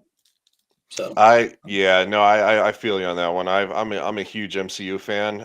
But the thing is though, it's pertaining only to because only the Infinity Saga exists, and Spider-Man: No Way Home and Deadpool and Wolverine, and that's it. oh, I did see Spider-Man: No Way Home, but I actually just fast forwarded it, so I just watched the parts of Tobey Maguire in it. Yeah. Tobey Maguire, Andrew Garfield, chef's kiss. That was I like that made Andrew the Garfield. it made the movie having those guys and their villains in it. Like no, Tom Holland was yeah, he was in it and his story was good, but I mean, I think the other guys carried the movie. Yeah. So So, dude is saying Edward Norton better than Mark Ruffalo. I agree. I always liked Yeah. Edward Norton as Hulk. I'm Aaron sad that he Canadian's was here never as able well. to carry on. Yeah. So I heard it was a conflict. There was a conflict of like he's doing another movie and then it won't. Yeah. But Angry Canadian is also here saying, "So what's up, Angry Canadian? I heard that Ed Norton was very difficult to work with because he wanted to like have control of like the making of the movie. It's like you're not the director, you're the actor, and so he was difficult to work with. I heard that's why they switched actors. I think That's why they that replaced the Rhodey in the first Iron Man movie with they replaced Terrence Howard Yep. for Don Cheadle. That was a yeah, Don contract Cheadle. thing because He wanted more money. So what it was, he wanted more money than Robert Downey Jr., but Robert Downey Jr. was the main character of the movie, so it's like Idiot. like, you Yeah. can't, you don't get to Dumbest make more move than the ever. main character. So yeah. Well, it's that like was how really in dumb. recent years, I liked Kirsten him better Dunst than came Don out. Cheadle too. Yeah, it's like he was a little better, but it's like how in recent years Kirsten Dunst came out and complained that she got less money than Tobey Maguire from Spider-Man, even though she Yep. wasn't Spider-Man. Or Jennifer Lawrence making less money than Chris Pratt in Passengers. it's like And yet- it's Chris Pratt. He's in Guardians of the It's Galaxy. like you make millions of dollars. I don't think anyone's gonna be sharing a tear for you. Yeah, I mean, it's just I'm pretty sure. stupid. I think it's probably a safe bet that Jennifer Lawrence probably made a lot more money than the male characters in In Hunger that Games. one movie she did. Yeah, the that- Hunger Games, yeah. Yeah. Guaranteed. I would put money on it. So but dudes, I did not have this on my list, but dude says his choice for a movie would be Metroid, though he doesn't know who to cast or direct since he doesn't pay attention to Hollywood. I wouldn't be able to come up with a director off the top of my head. I have to do some homework. I would love to see a Metroid movie, and I have for a while. The perfect casting for Samus is Sydney Sweeney. I can see it. She'd be a I can perfect see it. Samus. You know, the only problem about Sydney Sweeney that bothers me is her voice. I don't I like don't her even know what voice. she sounds like. Samus doesn't talk. Yeah, so it doesn't really matter. Well, that's a good point. I mean, I'm And just saying. she's all covered up, so you could just put a man in that suit and it'd be just as fine. I mean, we got to have a little zeros, Yeah, zero suit there's gonna Samus. be Come work some on. Zero Suit Samus in there. Actually, that Yeah. reminds me of a for some reason that makes me think of a second series I would love to see a movie of would be F-Zero, and I would love to see a little more focus on Captain Falcon's bounty hunting career. I was thinking it could be like I guess really one of the only racing game movies I've seen was Rush, which had, oddly enough, Thor and Captain Zemo or Daniel Bruhl. Baron Zemo, thank you. Yeah. Because Daniel Bruhl and Chris Hemsworth were the leads in that movie. But it was a racing movie. And I thought you were going to be like a sci-fi racing movie. That could be pretty cool too. I mean, I think you could do both because Captain Falcon is both a racer and a bounty hunter At the same time? Yeah. Oh, okay. I don't really know much about that's actually Falcon outside of they Smash actually Bros. referenced that in one of the Smash Bros games. There's one of the like challenges or whatever has you playing as Captain Falcon and Samus because they're both bounty hunters. Oh, they're both bounty. Okay. Yeah. I always kind of thought that would be kind of funny to put both of them in a movie together and have them be like bounty hunters together. Okay, that'd be pretty cool. I'd be down for that. Oh, dude, it wouldn't make any sense because they're totally different universes, but which is kind of entertaining. Yeah, dude says. And I mean, who wouldn't want to see like a big buff dude and a hot blonde Yeah. just bounty hunting. So, dude says Sydney Sweeney is not tall enough. Well, that's what the magic of the Hollywood can fix. So, I mean, nobody's tall enough to play Doom Guy, but they keep trying to make movies out of that. And Dude and Angry Canadian are saying that there is an F-Zero anime that makes the Falcon Punch canon. I've heard of that, but it has a terrible. I've heard it. From what I know of it, it just has like a terrible ending. So, Okay. yeah. So, Carl, what about you? Did you have a movie that you would like to see? Yeah, let's get Taika Waititi to direct a Katamari Damacy movie. There you go. Okay.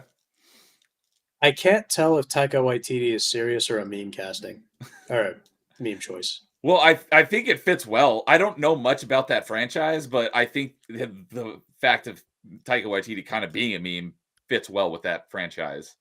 Have you ever seen Jojo Rabbit? I have not.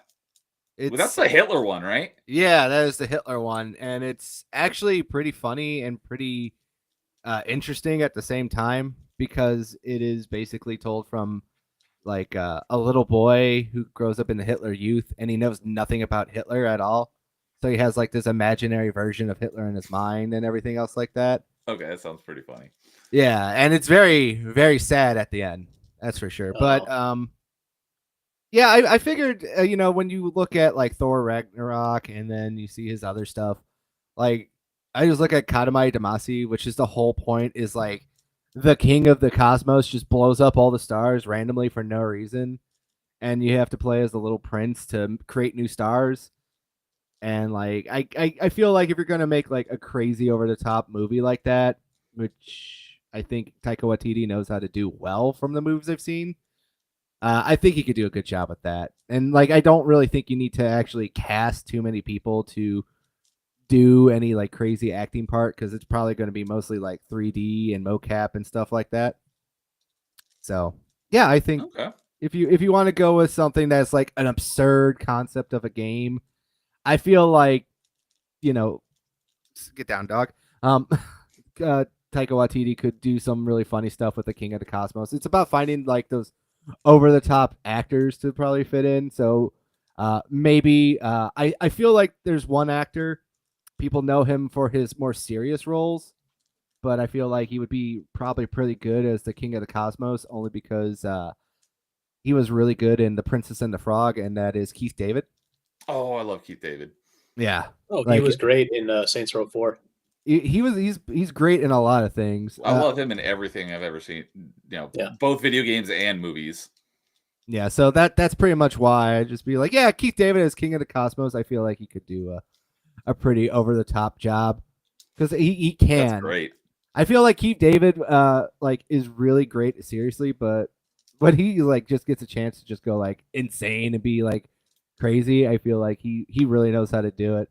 My favorite clip is like when it's that one famous one where he's like, "Welcome to hell, mother trucker." And it's just every car just engulfs in flames around. I was like, yeah, I could see that just being good there. Okay, I like it. So. Oh, I forgot to say for F-Zero, my casting. Oh, okay. For Captain Falcon I would have to say Carl Urban. Okay. After seeing his performance in Dread, I think he would do a fantastic job. And then for the director, I think I would once again have to go with Michael Bay, potentially Justin Lin. I think is the guy who directed some of the recent Fast and Furious movies. Yeah. So one of those two, I think, would be good. Okay. Yeah, I'm down for that. So, and dude says he liked Taika Waititi in Free Guy. Yeah, he was like the douchebag boss, if I remember correctly. That was a good movie. We talked about that one for a good length on top 5 video game movies. I do have one other thing. All right. I don't think this would be a good movie, but I would love to see a Republic Commando TV show. And I wish they could get the director of Band of Brothers to oversee all that stuff. Okay. Make it a more Republic serious, Commando, gritty Star Wars thing, right? Yeah. Yeah, make it a more serious, gritty thing. I love Band of Brothers. It's my favorite TV show that I actually watch every year. I've never seen it, but I've heard it's fantastic. It's great. I even watched it coming back on the airplane from Florida because they had it as part of the in-flight package to watch. So I was just watching all those channels. It's such a great TV show, and I still think it is probably one of the best portrayals, and especially of not only like World War II and everything else like that, but it's also one of the best, like, if you want to like read the book and then watch the TV show, it pretty much is the book in TV show form. Okay, that would be cool.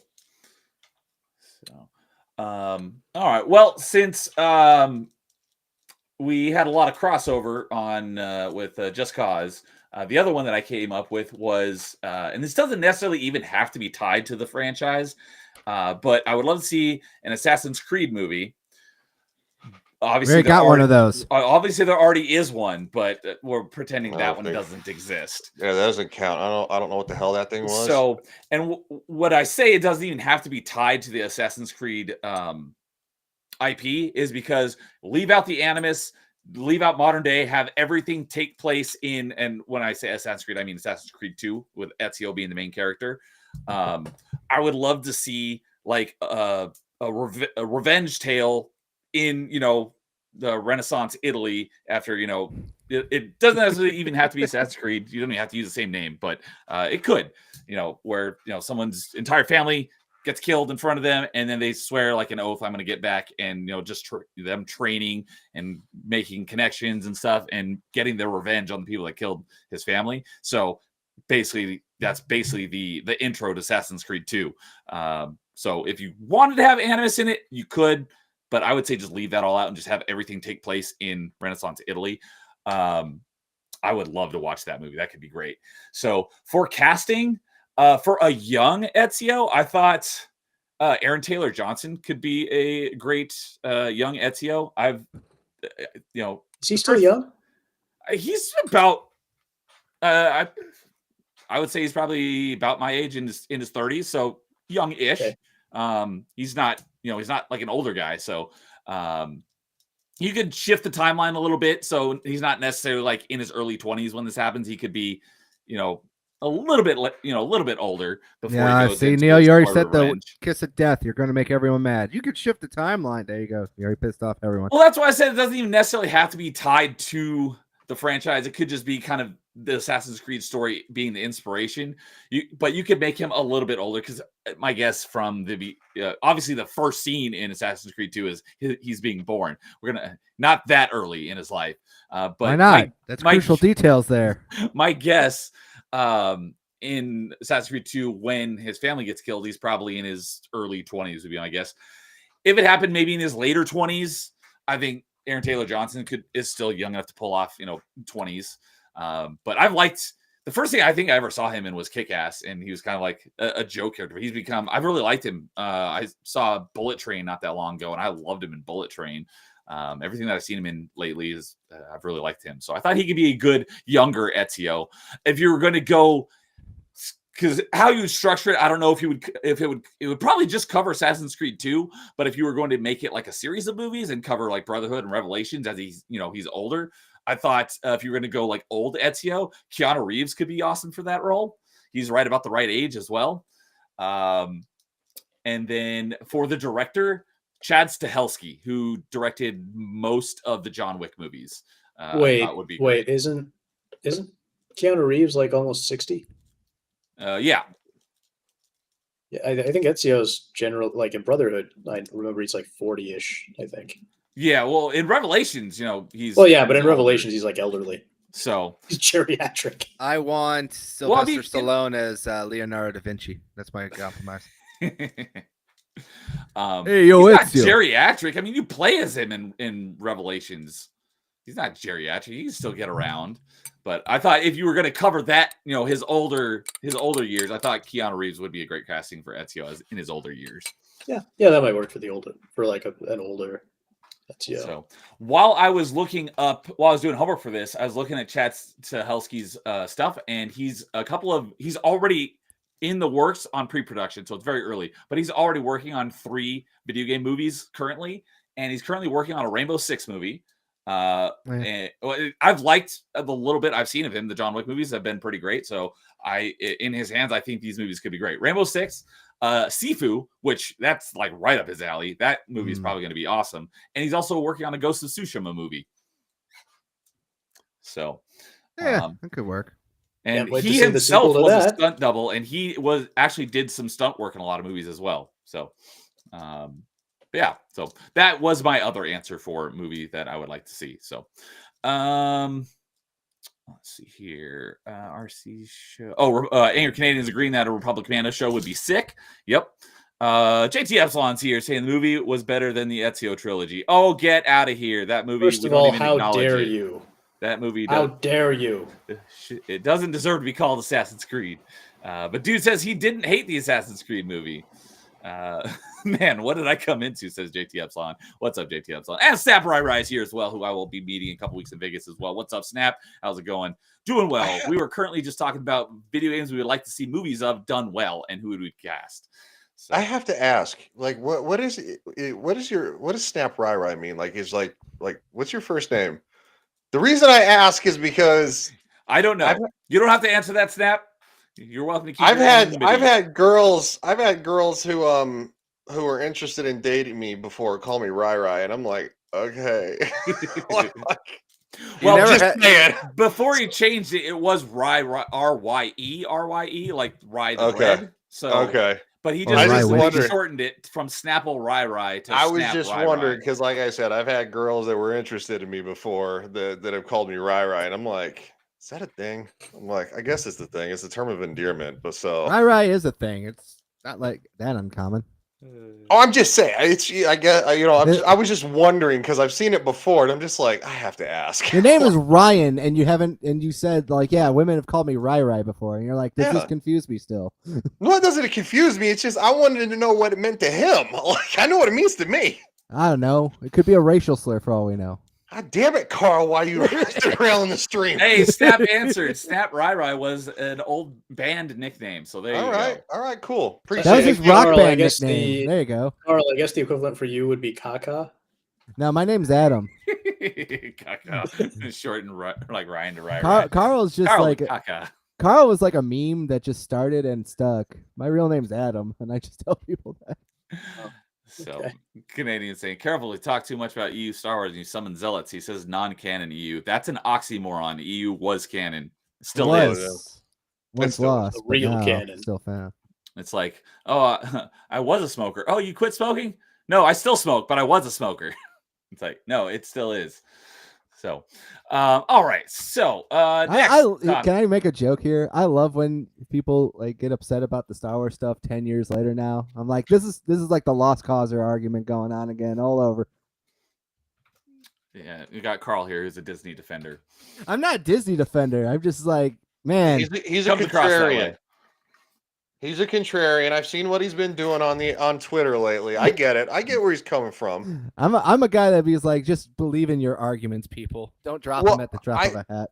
I caught so much crap because I went against Mahler, who said that like he hated the Fallout show, and he's like, I'm this big Fallout fan. I know all the Fallout lore, and then he would say things on streams. He would say things on streams, and I'm like, that's not correct. You don't know the Fallout lore if you don't know that that's not true. And so I'm like, you're either grifting and you're full of shit, or because I'm like, it can't be both directions here. I know Fallout lore like the back of my hand, and some of the things he was saying, I was like, no, because he was like had an issue with some of the campiness. I'm like, Fallout's campy. Fallout has always been campy from day one. Yes. So anyway, I'm not going to get started on it, but like, no, dude, I got blasted. Like, because I was like saying stuff against his arguments, and like, dude, all of a sudden, whoosh. And I'm like, are we not allowed to have separate opinions here? Like, are we? I thought this is what kind of like what we were doing with his YouTube thing. It was like we were trying to have like differences of opinions, and it's okay, but no, I go, whoa. Anyway, yeah. So Canadian says, "Don't make me get Bliss in here." Yeah, Bliss and Carl, and I will fight you guys because you guys are wrong, and I have the facts to prove it. But we're not getting into that tonight. There's nothing wrong though. It's just like, yeah, I know Disney Star Wars is trash. It's fine. All right. So next topic on the agenda, I moved it a little out of order here. So let's go with the follow-up to a previous topic we've had twice. So we've talked about our favorite first game in a franchise, our favorite second game in a franchise, our favorite time. Let's talk about our favorite third game in the franchise. I have a lot of answers because if you were to say, I was like, you could also make this into a separate question, but it's basically the same thing. Like if you could, like we did a topic, if you could only play games from a single letter in the alphabet, what would it be? If you could only play games with a certain number in the title, what would it be? And for me, it would easily be 3 because there are so many franchises where the third one is my favorite. So, but I'll let you guys go first. Ryan, what about you? What's your favorite game that is where the third game in the franchise is your favorite in that franchise? Where it's your favorite in the or like it's Number your favorite, 3. Yes. it's your favorite third game of a franchise. Yeah, It doesn't have to be your favorite game in the franchise, right? All at the same time. I guess I worded that a little wrong. I did mean it like that, because like on the first one, my answer, I don't remember. I'd have to go back and look at what my answer was, but like I love Halo 1, but it's not my favorite in the franchise, so I did not pick Halo for my favorite first game in a franchise. Okay. Because I may not have made that clear, so I apologize. Yeah, that's going to be a problem because I don't think anything of the third game is my favorite because obviously the Old Republic is supposed to be a third game, but it's not my favorite by any stretch of the imagination. You have Fallout 3, which is not my favorite in the franchise. That'd be Fallout New Vegas, but Fallout 3 is my favorite Bethesda. So I mean, this is really You're overthinking it, Ryan. Yeah, you have to come back to me, or maybe not at all. I don't. That's Okay, right. actually, you know what? Dude just helped. Dude just helped. I do like Doom 3. I know that's controversial, but I like Doom 3 more than the previous 2. Okay. And I actually like it the most out of all of them because I think it was the scariest one. Perfect. That's a perfect Shit answer. freaked me out, man. Like, I got that in the military, turn the lights off. That's when I first started playing scary games in the dark. Well, not the first time, but I got that from playing like Silent Hill 2 in the dark but no, Doom 3. All right, excellent answer. So yeah, You dude, just saying described Doom why 3. I don't like Doom 3. Yeah, same here. But dude, I know dude's a defender of Doom 3. He loves it, and he says God of War 3 and Halo 3. So Canadians like none of you can count to 3. This question's ableist. What about you, Nightmare? Do you have a game where the third one is your favorite in the franchise, or if not, then what is your favorite number 3? Okay, in the so franchise? you kind of spun things around a little bit on Yeah, me, yeah, but that was my bad. I my- did not word that correctly. I think my first couple of answers are still the same. I'll give you one guess. Take a look at my avatar. Arkham Knight. Arkham Knight. Okay. Yeah, which I know Origins is also in there, but it's a prequel, so I don't count it. Yeah. so yeah, Arkham That's Knight. kind of a great area because that was the third one to come out, Yeah. but it's not even technically in that. It's not in the main. series. Yeah, it's not a main release. It's a prequel, so it's like Fallout New Vegas kind of. But yeah, so I would say Arkham Knight there. Just because I love that. Like I love the whole series, but Arkham Knight is just something special, and it's such a great ending to the series. I love what they did with it in so many ways. The gameplay is just fantastic. The combat feels so good in that game. I love the Batmobile. Some people hate the Batmobile. I love the Batmobile. Yeah, it's so great. One of Kevin Conroy's last major performances. Yep. And Mark Hamill as well. I know a lot of people didn't like the fact that they incorporated Joker into it, given what happened to him at the end of the second game, but I loved the incorporation of Joker in Arkham Knight. I was glad they did, because in spite of what people wanted, I wanted them to bring Joker in somehow. Because, I mean, that's a big theme of Arkham, is that relationship between Batman and Joker. So, an Arkham game, especially the finale without the Joker, would have felt like an apple pie without a crust, So, yeah, it was, I just love that game a lot. So it's definitely one of my very favorite games of the franchise. I also think that is my favorite Harley Quinn look out of the series. Okay. I know a lot of people like the Arkham City look, but I think she looks better in Night. I'd have to look up the difference between the two. Yeah, it's kind of a blend of the first two games, I would say. But yeah, so yeah, there's a lot of things to like about that game. Second answer might be, I might go with Spider-Man. Well, actually, I think 2 is a better game. The PS2, GameCube, Xbox version, Spider-Man 2. But I will say Spider-Man 3 should get an honorable mention because it is still a great game. The PS3, Xbox 360, PC version of that. But even I don't know that I'd put much into like the PS2 and Wii version, but the PSP version of Spider-Man 3, I think deserves a lot of credit because that is what they did was they took kind of a cut down version of the PS2 game and put it on PSP. And it deserves a lot of credit because it was the very first open world Spider-Man game on like a handheld platform. And I know all the kids out there with their Switches and Steam Decks today, they're not going to think that's a big deal, but back then handhelds had like so little power. So the fact that they were able to fit an entire open world Spider-Man game on PSP, just absolutely impressive. Okay.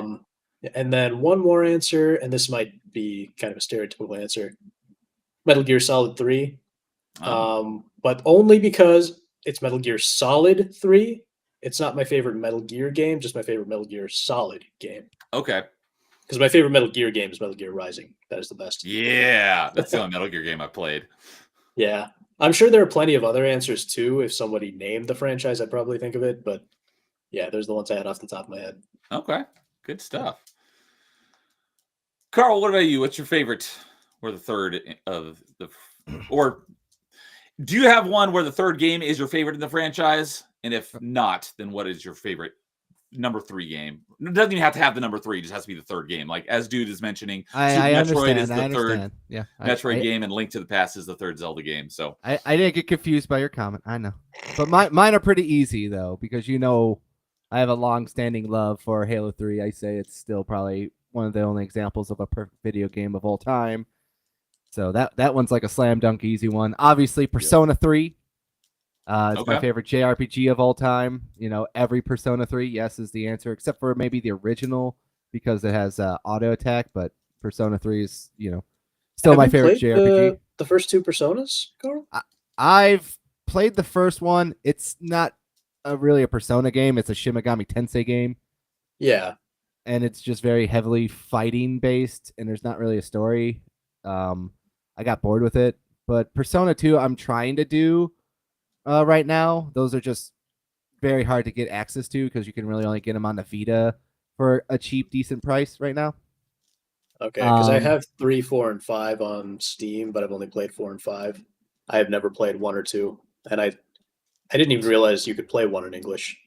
Yes, Persona 1 was part of the emulation package for the original. I mean, when Sony did that PlayStation 1 Classic, that was one of the games on it. Wow. And Persona 2, it's actually a twofer. So it's like there's Persona Innocent Punishment and Original Sin.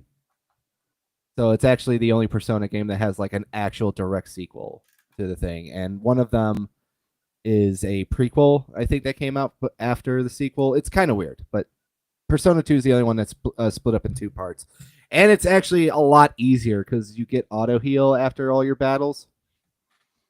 So you can basically go into a battle and not worry too much about like getting grinded down, comparatively speaking, to like basically Persona 1 and 2 kind of are like more in line of like Fallout 1 and 2, where they're just drastically different games. So once you get to like the later Fallouts with Bethesda, they change it up a lot. And that's what Persona 3, 4, and 5 are. They're just drastically changed a lot from the first 2 ones. I assume they're still turn-based, though. They are turn-based, yeah, Okay. but like they're just very different. Do they have much of like the social aspect? No. Gotcha. No, not at all. See, that's what I like about. That's why I was able to get through Persona, is because I do not enjoy the turn-based battles at all, but I love the social aspect. I love seeing what it's like to have friends. Yeah, the Persona 3, 4, and 5 games, I like Persona 3, like I said, is my favorite because it just speaks to me the most. I think it has like the best story, especially when we're talking about concepts of life and death and accepting, eventually things change and we all die and everything else like that. I could go on for a long time about that. I'm actually trying to hit up Smooth to sit down and talk about the Persona series in a retrospective. Nice. Shout out to Smooth. Smooth's a great dude. He is a great dude. So I don't really want to gush too much, but like I said, Persona 3 is my favorite Persona. It's my favorite JRPG of all time. There's other JRPGs that I love, close to it, but they're not number 3s in the series. So that's why it's just really quick. I'm curious, what do you think of the remake on Steam? I love it. You do? Okay, that's good. That's good endorsement. I love all the Persona 3s. You can't really go wrong with anyone. The FES version, the PSP version, and the Reloaded. Reloaded is great. If you love Persona 5, it plays just like, Persona 3, but with the Persona 5 combat, which I think is the best in the series. Reloaded is the remake. Right? Yeah. Okay. Yeah. And then the PSP version, Persona 3 Portable lets you play as the female protagonist, which a lot of people were disappointed that we didn't get. But that one plays more like a visual novel with like very sparse JRPG elements because that was the sacrifice. Also has a Catherine Easter egg in that one as well. Okay. Oh, does Reloaded not have the female protagonist? No. Oh, okay, that's interesting. At least they released the FES content as DLC. Yeah, the FES content is all right. I never really liked the FES content too much, but yeah, Persona 3 is my favorite JRPG, so that's the easy one. All right. A couple more honorable mentions. Go for it. Ratchet and Clank, Up Your Arsenal. I think that's my favorite number 3 too for that. And Soul Calibur 3 still is my favorite in the series. All right. I was just looking up Soul Calibur just within the last day or two. It was because of your Hidden Gems game. I had to look up Soul Calibur for. Which one was that? Oh, and K, right? Let's see here. Where'd it go? Yeah, she talked about that PSP copy of Soul Calibur. Soul Calibur Broken Destiny. Yeah. Yeah. That's actually available now on PlayStation 4 and 5. Yeah, and I didn't know it until I was like trying to search for it. I'm like, why am I not finding it? It's because I was spelling caliber wrong. It's not the same spelling as you would like a caliber of a gun. Yeah, and Soul Calibur is all one word. There's no space. I did not know that. But yeah, okay. Any other number 3s that are your favorite? My favorite one to hate on is Dino Crisis 3. There you go. And Fable 3. So there you go. You got 2 3s I hate.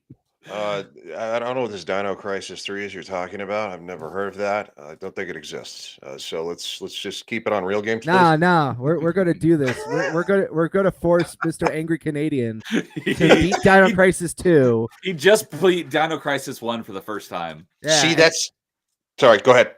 No. We're gonna give him the real fan experience. All right. I'm gonna send him my copy, and he's gonna suffer like all of us do. So there you go.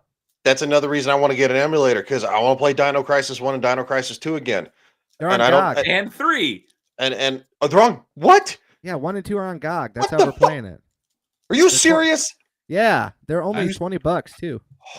Sir. For both. Yeah, they just got put on GOG recently. Are these the remastered ones? Isn't there like remastered ones that just came out or something? They're not the ones on the PlayStation, which are basically emulated version. They're native PC ports. Yeah. Okay, because I thought I thought there was like a remastered version that just came out on the PlayStation 5 and it's clunky as shit. Because it's an emulation version. It's using PlayStation emulation. Okay. Well, I'm looking it up now. Thank you to all of you, and including Angry Canadian, because he said GOG, Ryan. Yep. Again, I don't understand this 3 though. There's no Dino Crisis 3. I don't understand what you're saying. It doesn't make sense why it's number 3, but we have to do it. So. Speaking of RetroArch earlier and retro achievements, Dino Crisis 1 and 2 both have achievement sets for retro achievements. Wink, wink. So, let's see here. So, dude was saying that Warriors Orochi 3 is the best Warriors game. All right. And Angry Canadian is saying that Neo's favorite third game is Payday 3. I've never played any of the Payday games, but I'm assuming he's saying that sarcastically, and Payday 3 is not a good game. Payday 3 is the worst one. 2 was really good. And then 3, for some reason, they just totally dropped the ball on 3. Tanked. Yeah. Okay. Yeah. It happens. Sometimes it happens. It's hard to duplicate success. But Canadian shots fired at Carl says Carl shockingly can comprehend Neo's antics. Dude, I comprehend everyone's antics. It just doesn't mean I understand it. You- I comprehend. I don't get it. There's a difference. you can You'll get have to the explain bundle. that to me. Sorry, you can get the bundle for $17. Yeah. What the freak, man? I wish I had known this sooner. Just Well, buy look it at now. that. What are you doing, coward? It brightened your day. Why? So- Why the name calling, sir? Why am I a coward? What the fuck? Because you're not buying it now. Do it. I just looked at it right now. Just buy it right now. You're on the computer. What's taking Buy so it. long? Click that button. Like, you know what? I'm feeling awfully pressured right now, and my mommy told me that if I'm being peer pressured, that I need to go home and I need to call her. You're already home. Good. Do it. You're already Dude is saying, too bad Soul Calibur 3 has a terrible save corruption glitch. That sucks. Yeah. So, all right. As for me, to no surprise, my favorite number 3 is also my favorite game of all time, Mass Effect 3. But I have a bunch of other games where the third one in the franchise is my favorite. So I'll just burn through these really quick. Donkey Kong Country 3 is my favorite Donkey Kong Country. Project Gotham Racing 3 is my favorite Project Gotham game. Both Rock Band 3 and Guitar Hero 3 are my favorite in each of their respective franchises. Mega Man Battle Network 3, as in the Mega Man Battle Network series of games, as is Mega Man X3 is my favorite Mega Man X game and is my number one favorite Mega Man game. Halo 3 is my favorite Halo game, and as we mentioned earlier, Just Cause 3 is my favorite Just Cause game. So I have a lot of favorite number 3s. I can't believe I forgot that one. Just Cause 3? Yeah, that's my favorite Just Cause game. I should have said that. So that's okay. You can take my answer as well. Yeah. By the way, I'm curious. I thought about Mass Effect. My favorite Mass Effect is actually 2. Same. As So I'm is curious most why people. 3 is your favorite. Yeah, it's an incredible game. I also like the fact that I like the way that the combat style did change a little bit, and I think it was for the better. So 2. Yeah, I was. I I did mean, too, I was also yeah. very glad they got rid of the Mako. Oh, Uh, The best oh. part of one. You be quiet, sir. no, that thing was I didn't really care for the what was the Hammerhead. the too? Hammerhead's way better Yeah. than the Mako. It It's is better, better, but it's like- weaker. It's a piece of cannot paper. take Yeah. near as much punishment. Now, I didn't I- really I- enjoy the Hammerhead that much, but at least it was a little more enjoyable to like look around when you drive it. That was one of the Yeah. biggest complaints I had with the Mako. Was just, I know some Mako. people say Mako, some It's Final Mako. Fantasy It's named after says the Mako Mako. shark. Yeah, but then Final Fantasy calls it Mako. But that's It's all Final confusing. Fantasy. Yeah, that's because And they're Asian. wrong because they're they Japanese. pronounce it weird. That's why. Well, there was the actor who voiced Aku in Samurai Jack was named Mako. Anyway, Well, He's but that's also his dead. name. So there you go. yeah, that was his name. But one of the really besides the awful controls, what I really hated about the Mako was just how bleak and depressing everything looked when you drove around most of the time. It's just like you look I know, around, it's great dirt. There's nothing here. yeah. It's- The it's Mako wasn't great. I like, but you have to use it a lot. Mass Effect 1 and Mass Effect 2, Yeah. you don't have to use the Hammerhead Yeah. barely at all. They're very Exactly. short segments. And it I moves around a will- lot better. I will say this: I did not care for the mining. No. Oh, and that's probably one of the biggest issues with Mass Effect 2 is all the mining, and fortunately they toned that down drastically in 3. Basically, Yeah. just launch Yeah. a few probes here and there. Yeah, But no, to 'cause- answer your question, Nightmare, one of the things that I liked about it is that like Mass Effect 1 is like super heavy on the RPG elements and not so much the third person shooting. And then Mass Effect 2 kind of took the complete opposite and went super heavy in the third person shooting and went very light on the RPG elements. I think Mass Effect 3 is like the perfect blend of the two. And in Mass Effect 2, the variety of weapons, there's not that many weapons in each category, whereas Mass Effect 3, like each of the 5 categories of weapons has like a ton of guns. So you can really build like your character really how you want with certain guns that match your powers really well. And except for obviously I'm not making any apologies for the Mass Effect 3 ending. That was bad, but I think everything else in the game up to the ending was great. There is And a really great mod to fix the Mass Effect 3 ending. I highly Are- recommend it. A mod, not the official Right. fix from BioWare. Yeah, this is after all that. Okay. Yeah. And the other thing is I absolutely love the multiplayer they added. I play it all the freaking time. I just played it yesterday. Yeah, that was popular. Yeah, it Yeah. really was. And seeing I will- all of your yeah. choices from the past 2 games, Yeah, not it the comes ending, together. but stuff, choices that you made in Mass Effect 1 and 2, you see some of those play out during the course of Mass Effect 3. I love that as well. Yeah, that is nice. And I also appreciated the helmet off in conversations option. That really should have been there in 2.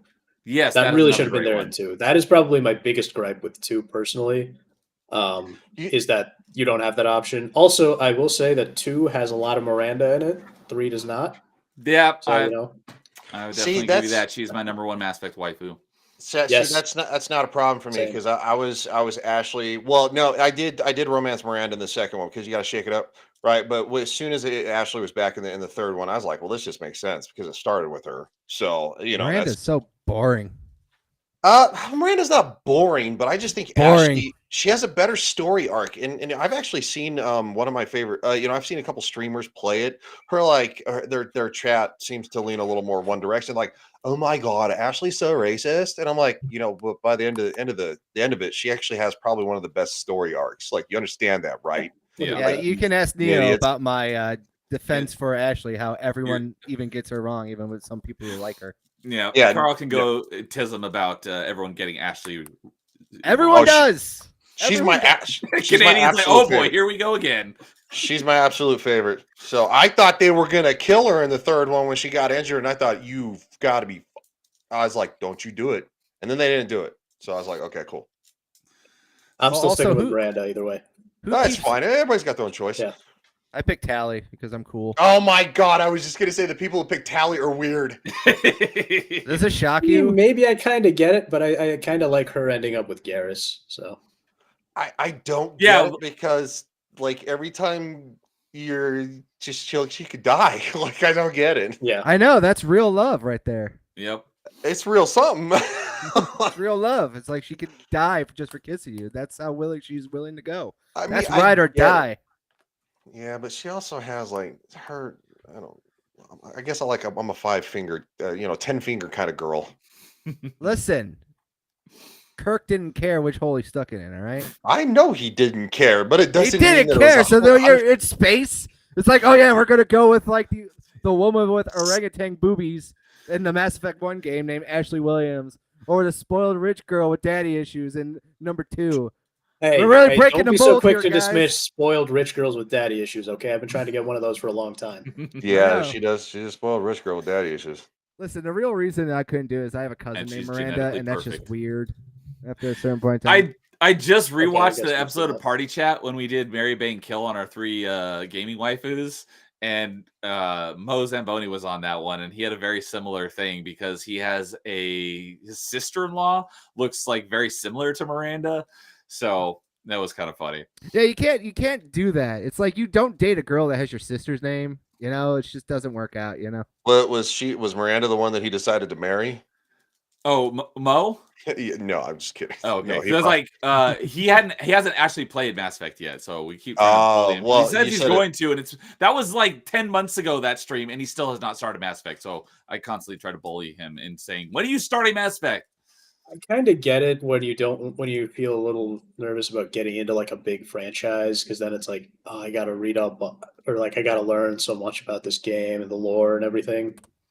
So I kind of get it. I'd say each game is probably minimum 34 hours minimum.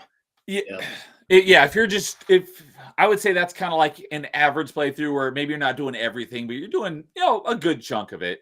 Yeah, I think like 100% playthrough on Mass Effect 1 is probably at least 100 because you got to do 3 playthroughs to get all the achievements. And you got to unlock all the difficulties too. Yeah, that too. So you actually have to do stuff.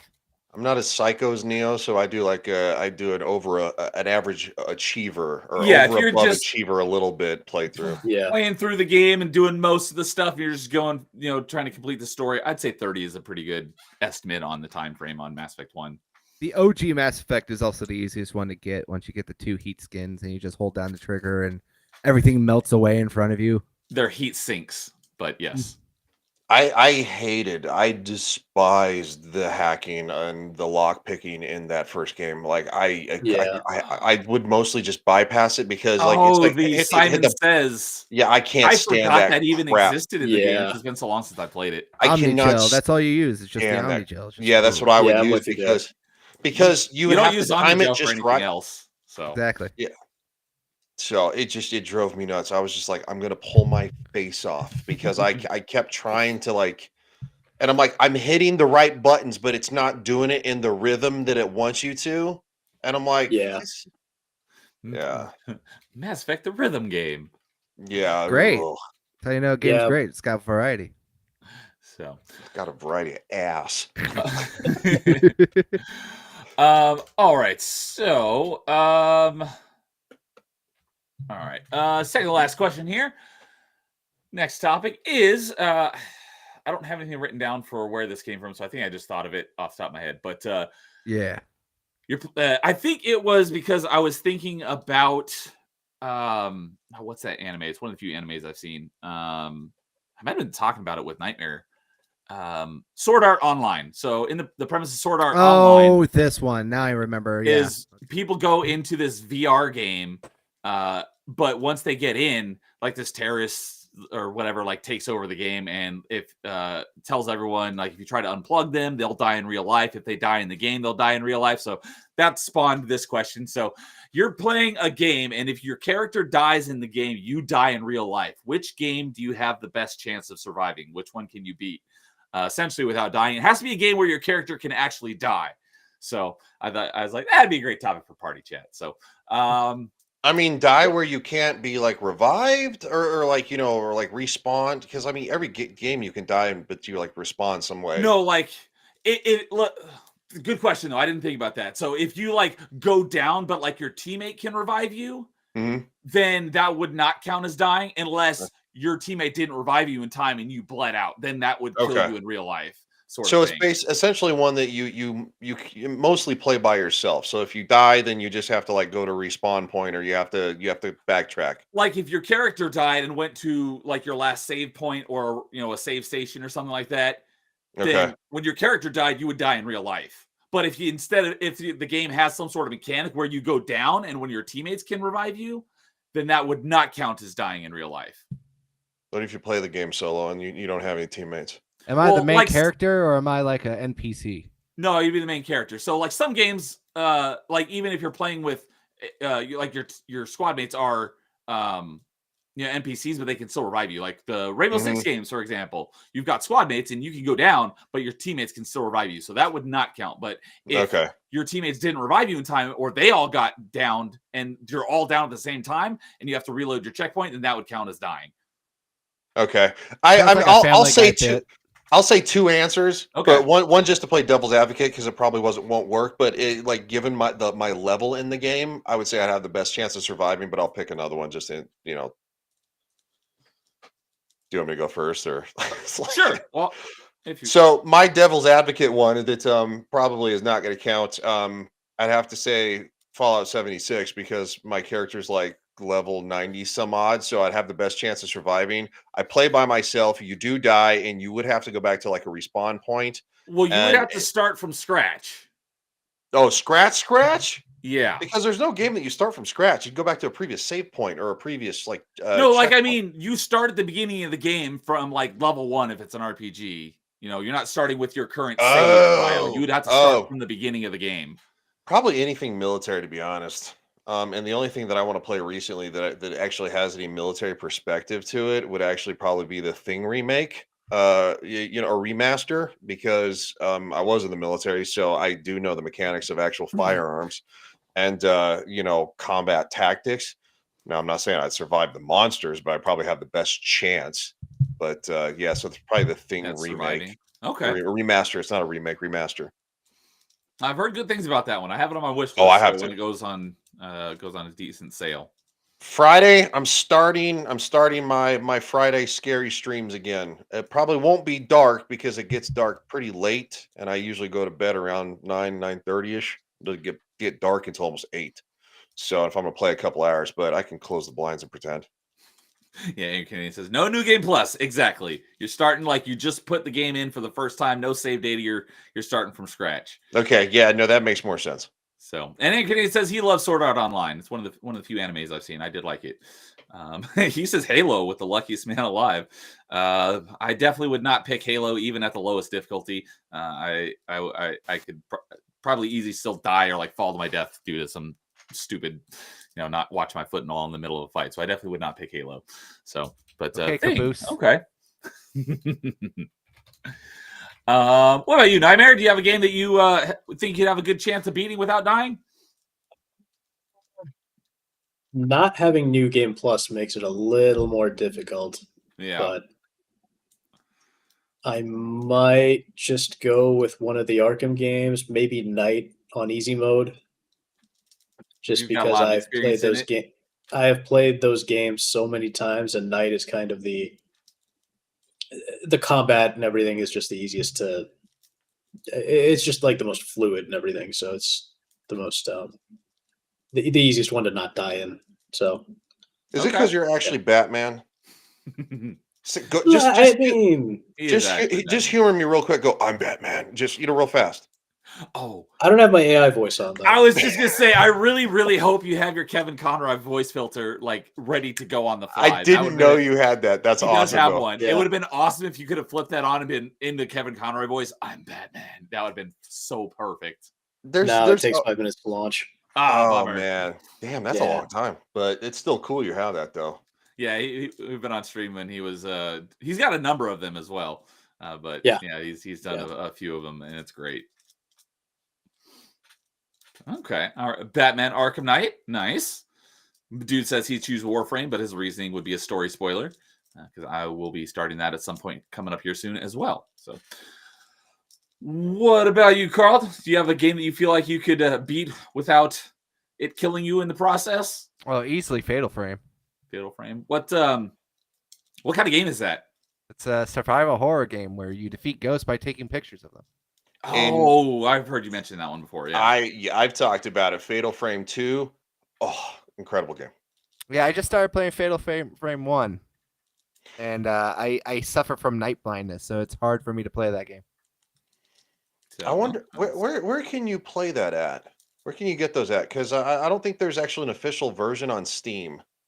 If you have a PS3, I think you could get Fatal Frame 2 and 3 on Steam, on PS3 still. Nothing on PC though. No. It's a bummer, dude. You have to get the original copies for the Xbox or the PS2. Yeah, because I had Fatal Frame. Hold on. You can play the new. I think you can play the new Fatal Frames. I think those are on Steam. I think there's like one on there or something like that. I'd have to look. I got it in on my list or something like that. Yeah, both the new ones, the Maiden of the Black Water and Mask of the Lunar Eclipse. Okay. Those are both on Steam. The new ones are, not the old school original 3. Yeah, no, I had the first one I played was actually Fatal Frame 2 on the PlayStation 2, which I still have that copy. It's just in storage. Yeah, the PS2 copies are the more expensive one, but you can still get 2 and 3 on the Xbox for relatively cheaper prices. Sounds like I'm going to storage and going on eBay. No, I'm just kidding. Fatal Frame Project Zero, Fatal Frame 2 Crimson Butterfly, and Fatal Frame 3 The Tormented, all PS2 games have retro achievement sets. Yeah, but they're scary, so you won't play it now. No, I know. I'm not going to play it. I'm just They're legit scary too. Sorry, I can't talk. It's like, yeah, they're legit scary. So you think you can make it through Fatal Frame without you dying in the process, Carl? Well, I've been to plenty of actual haunted houses, so I'm not afraid of anything anymore. Yeah, but can you beat the game without your character dying? Yeah. Okay. I've already done it in real life, so I can do it in a video game. Well, sometimes video games are harder than real life. Yeah, if you're a coward. What's this coward thing? All of a sudden, it's like calling Marty McFly chicken. Did you call somebody a coward today on Twitter too, or was it yesterday? I can't remember. Most of that is just thrown out there because I'm bored. I know, but it's funny because I'm like, what is this coward thing? And all of a sudden, I'm like, wait, he called somebody a coward on Twitter earlier. But all right, so for me, I've got a couple of answers. One is a couple. Well, we have options. I didn't know it was just more than one. Oh, do you have another one you think you could do? Yeah. All right. I think I could do Doki Doki Literature Club. And your character can die in that game? Yeah. Okay. Kind of like the point of that game. Okay. Wait, but then wouldn't you die no matter what? Yes. Wait, is that a spoiler? Not really. Okay, so I know that game is one of those ones that is a drastic shift in genre. If you don't know what you're getting into, you're like, "Whoa, did not see that coming." You know what? I'd say let's have a fun one. I could beat Slay the Princess. There you go. Okay, I know you were a big fan of that. That was no, that I was gonna say that wasn't your game of the year for that year, but I No, do it know was you my loved that one. backlog game of the year. Backlog game of the year. That's right. Okay. Yeah, that game was great, amazing. Everyone should play it. I bought the collector's edition because I found out that we have a collector's edition. So, okay. So for mine, one of them is game. I freaking love this game, and I have beaten it on hardcore mode, which means if you die in the game, it's permadeath. So I have to start the game over, and that is Subnautica. So I think I would, I'd have a good chance of beating that one without dying because I know that game quite well, and I have done it before. Another one is a little bit of a cop-out, not a cop-out, but maybe a little bit of a cheap answer, and that is Majora's Mask, because at any time, if I feel like I'm going to die, I could just play the Song of Time and then reset the 3-day cycle and go back in time, essentially. I feel like that's cheating. Yeah, it's a little bit of a cheat, so that's why that's not my only answer, but I feel like I could do that one. And then my last one here is Metroid Prime, because I've played it a lot over the last year, and I've beaten it a few times without dying, so I think I definitely have a good chance to beat Metroid Prime without dying. So those are my answers for that one. So anybody else have any other games that popped into their head that they think they could beat without without ending in disaster? I could probably well, you can't die in the game, so I was gonna make a joke. I guess that doesn't work. Yeah, I was thinking. Yeah, that's why I did specify. It's like your character has to be able to die, because it can't be something like like Tony Hawk's character can't actually die in that. So I'm about to say there's only really two skills that I could probably make it through something without the video game wise without dying. Something military related and something racing related, because I actually know how to drive. I come from like a family of racers, and cool. and being trained in the military, as a cop and stuff like that. You have to being a part of like basically kind of like Secret Service style details, but for the military, you have to learn how to drive. Okay. Very well. So it says dream worlds don't count. Neo don't count. Neo writing his own rules. Well, it's not a dream world, and that's why I didn't have just one answer. So, and Lois says I beat Kid Icarus on NES without dying when I was a kid. Can't do it now though. Canadian says I need to revisit that one. So, all right. I don't think I could beat any of the games that I beat as a kid now, because this is for you, Ryan. I hope you can hear me. Yes, there it is. There's Kevin Conroy. Hell yeah. Dude, that's awesome. Are you serious? Did I grow up watching that show? And yes. That's a little bit of a delay from the time he says this is me. The time the AI does it. Dude, that's so awesome. Oh, go ahead, say the line. The AI runs on GPU, so it's a little slow. Okay. Oh, it's an AI. Wow, that's really cool. I can just lower my voice like this. That's all I can really do. I'm the one speaking, but it converts my voice. When you said BRB, that's what I figured you were going to do. Okay, well, I'm thrilled. That's awesome. Thank you for doing that. No, I actually was using the bathroom. Oh, okay. But He's now like, that you're I was in Batman, the you gotta mirror say talking like the this. line. Say the line. Let's give it a try. I am vengeance. I am the night. Bounty and Dark Melon. Oh, Dark Melon? That's what It doesn't work that well when you're. I am Dark Melon. Yeah, it was messing up there. Darn. It was struggling. It tried. It almost did it. I am It's still- vengeance. There you go. I am the night. I am Batman. That was Okay. better. That was better. Your arms on your avatar were moving when you were doing it, so I think it was screwing it up. I think it has to do with the loudness. Would be my No, guess. the arms are there because there's a beta for the software I use that can do hand tracking.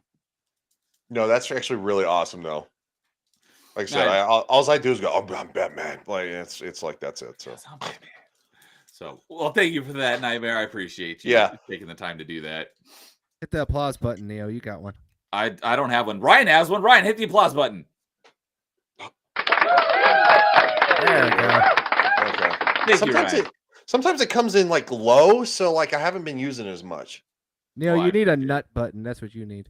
I need a what? nut button. The nut button. I don't want to get banned off of the internet.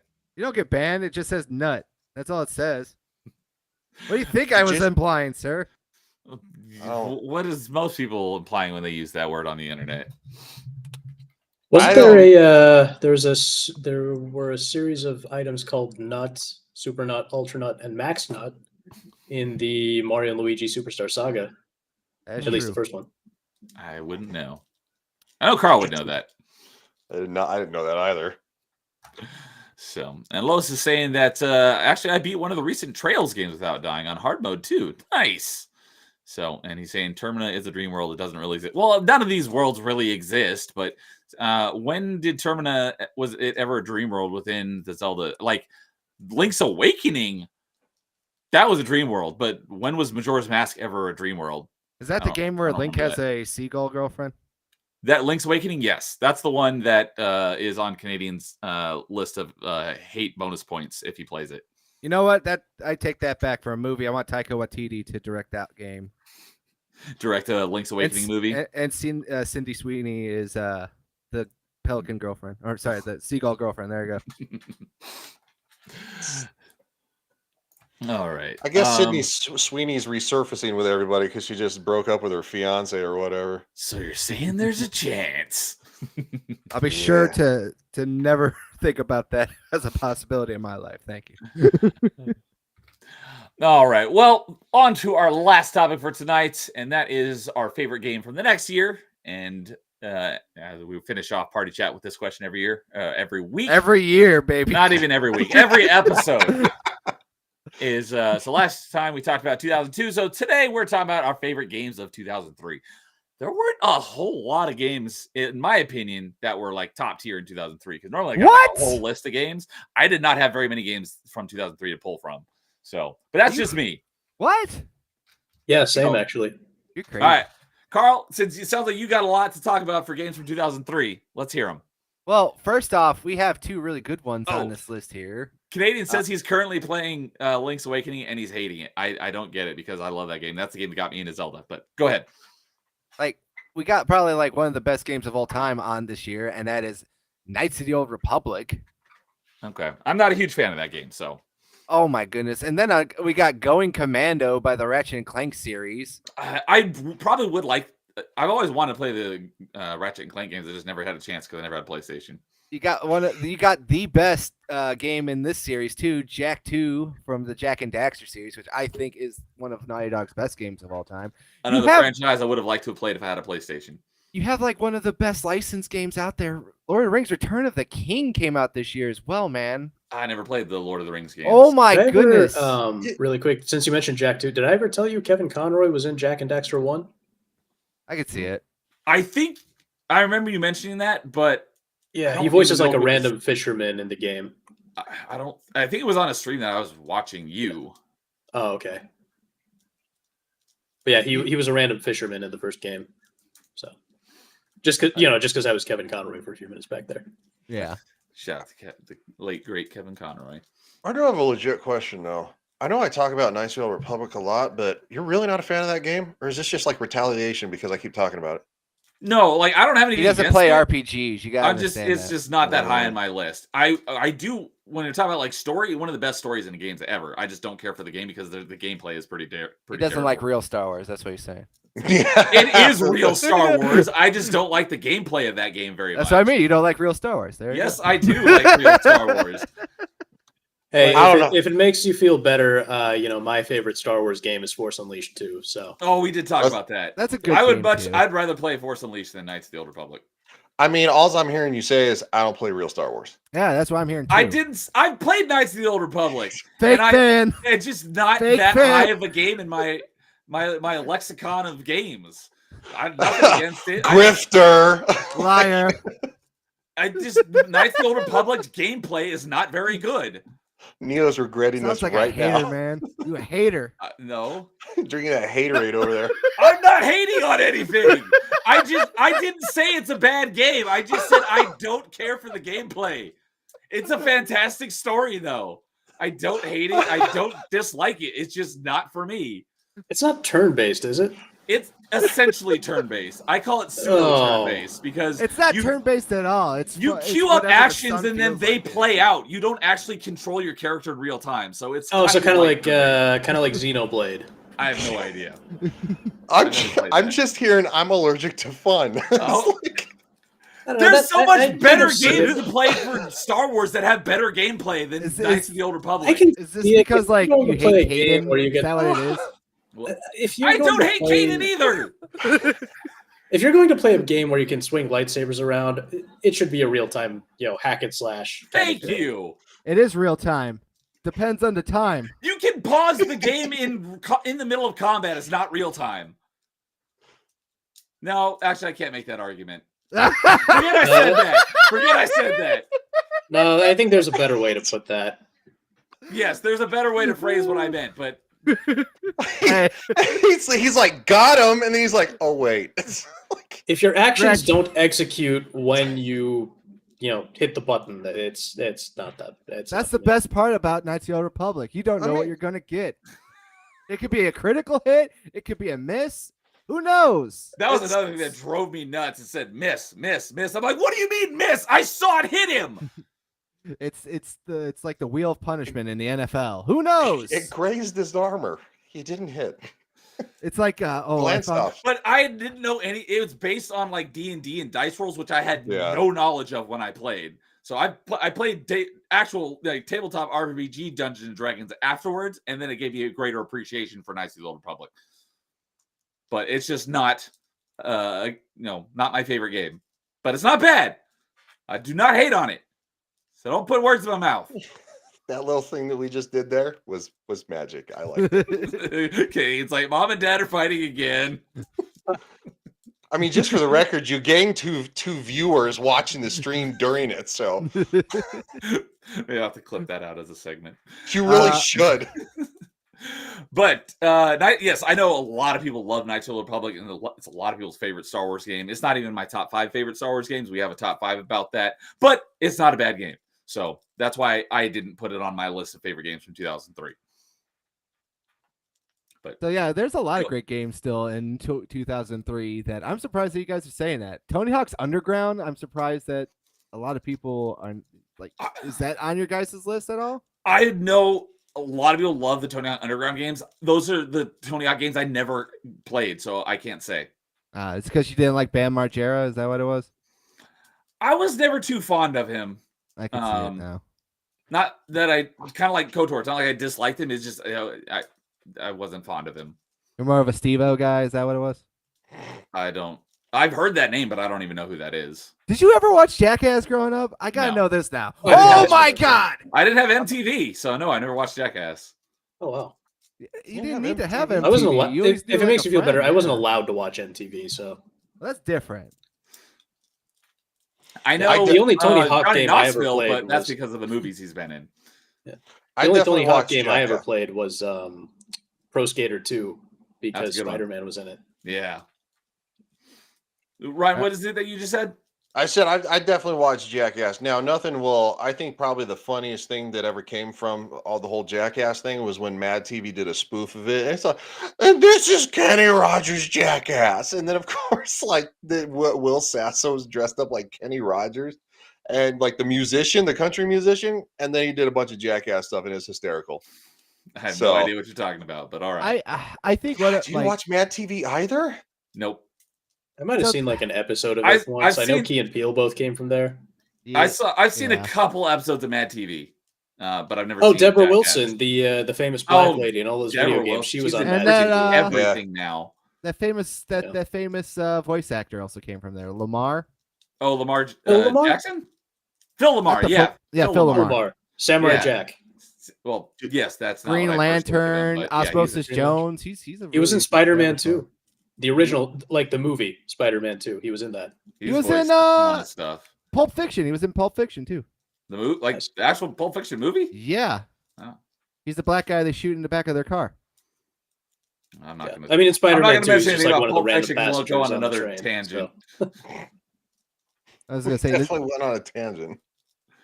Since we're still on a tangent here, my favorite Jackass stunt is when they're dressed as hockey players waiting in line at a bank, and like the other guy comes in as a hockey player. It's like, I remember that dirty hit from last week, and they just start brawling in the middle of this bank line, dressed up in full hockey player gear. I thought Jackass was funny, but where it really got to me and I didn't like it is when they would do something and the guys would start throwing up, and I'm like, oh, I don't want to watch this, like, because Yeah. that was one thing that actually, when I was a kid, would make my stomach churn. So, but I used to be like I was like one of those kids who's a little weird. Like if I was like watching like a history documentary about mummies, like you see all the dried, gross skin of a dead body, like. I wouldn't be able to eat anything after that for a while because I'd be like, oh, I just constantly think about it. I don't know. I was a weird kid. I'm still kind of weird. I don't Thank think you. Lois is there saying, I didn't watch any of this stuff either, so you're not alone. Thank you, Lois. Expectations. Appreciate you backing me up. Every time you say lowest, you say it so fast it sounds like Lois. I'm like, I know. That's what I keep saying to him, man. Is Clark here too? Like, that's why I've been trying to be for that exact reason. I try to make a better point to really enunciate the T, lowest. So sometimes I don't do the best on that one, but thank you.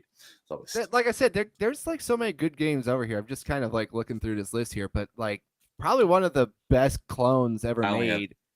Simpsons Hit and Run came out this year as well. Okay. Is that I wasn't allowed to play that. And I can never keep it straight because I always thought Hit and Run was the Crazy Taxi ripoff, but it's the GTA Road ripoff. Rage, yeah. Yeah, I just learned that recently because I had those two games flipped in my head.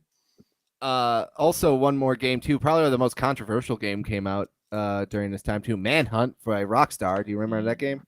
I never played it, but I know of it. Yes, I know of it. Why was it controversial? I can't remember. It was very violent. It was very violent. Yeah. Okay. Another game too that came out. Ryan, obviously, Fatal Frame 2 came out this year as well. Okay, I did not know that about Fatal Frame 2. Yeah, no, my pick was obviously going to be Knights of the Old Republic because that's like probably my favorite game of all time. But there were a lot of good games that came out. Like I was a big Command and Conquer fan, so I was really excited about Generals when it came out. And then I ended up, kind of playing it, and I was like, okay, it's pretty good, but it wasn't as good as like the Red Alert series, in my opinion. Yeah. But yeah, Fatal Frame 2 is another game I absolutely love. Love me some Fatal Frame 2. I've wanted to replay it for a couple of years now, and it's like I said, it's in storage, and I just haven't dug it out because I don't want to dig for it. Also, one of my favorite EA Sports big titles came out this year as well with Def Jam Vendetta, originally released on the GameCube and the PS2, by the way. Not the Xbox, but the sequel came to the Xbox, which I thought was weird. And then, obviously, one of my personal favorites that please, Capcom, please bring it back for the love of God. Beautiful Joe came out this year as well. Okay. Yeah, there's a very big list of games that came out here too. Probably some that other people heard about, like True Crime Streets of LA came out this year. Pokemon Ruby and Sapphire PN03 also came out this year as well. I started playing that one last year for the GameCube launch event on RetroTunes, but I didn't actually get around to playing it in its entirety. Yeah, I think that game you definitely want to play with emulator because, oh boy, does it not play well on a GameCube. But yeah, there's a lot of games that came out this year. I honestly kind of want to do more of a deep dive into this year. Okay, yeah, all the games you mentioned are not. I haven't played a single one, so I don't have. I should have had you finish this one off because I only have 2 games to mention. Well, I kind of just listed some. There's plenty more that I did not say just because of that. All right. Well, we'll let you finish off with those after we go around here. Ryan, did you have any others from 2003 that you really enjoyed? No. Well, the Lord of the Rings game, that is something I enjoyed after the fact, but I didn't enjoy it I didn't know of it at the time. So that's why I haven't included it. Oh, well, it doesn't matter when you played it. Okay, well, when the game came out. Okay, well then obviously the Lord of the Rings game on the PlayStation 2, was a big fan of those. I actually own both of them still. The hard copies, they're in storage too.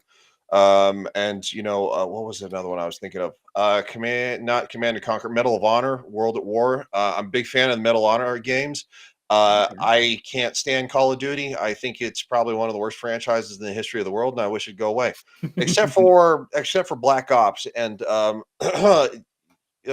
Mustache Man Zombies. Because if it was my channel, I would say the actual word, but I don't want to. It's not my channel. So, I really, but I think the Medal of Honor games are drastically better. And so yeah, World at War came out, and so it was yeah, big fan of those. I think the historical basis is much better. Big history guy. I love history. I watch documentaries for fun because I'm a weirdo. So yeah. Anyway, but those are probably going to be the ones that I would put pretty high on the list. I didn't really look further than that because Okay. Yeah, no worries. Rising Sun is the best one. I'm looking at the PS2 versions of the Lord of the Rings games, Fellowship, Two Towers, and Return of the King. Oddly enough, the Fellowship of the Ring game does not have a retro achievement set, but Two Towers and Return of the King does. Because they're better games. That's why. Yeah, I guess that would explain why. But okay. Lowest with the T, Lowest says, I will work on my Lois Griffin impersonation to embrace the meme. Just change your avatar to Lois Griffin. There you go. Yeah, I was thinking more Lois and Clark, but still that works too. Yeah, I was thinking Lois Lane. Yep. So, what about you, Nightmare? You got any favorites from 2003? Yeah, so I had to go look up what came out in 2003 because that was so long ago I would not remember what actually came out. Yeah, I was at to look Now, up if you- the list yeah. of games that come out 22 years each ago. of these years, and I'm like, Yeah. oh, that was one. I like that one. I like that one. So Yeah, because like back then I would have just played the game and not known when it came out. Or even if I played the game later, I'd never really cared what year the game came out. right. See, if you had said 2002, I would have had a immediate answer for you, and that would be Spider-Man 2004. I think Also- someone mentioned that on the last episode when we were talking about games nice. from 2002.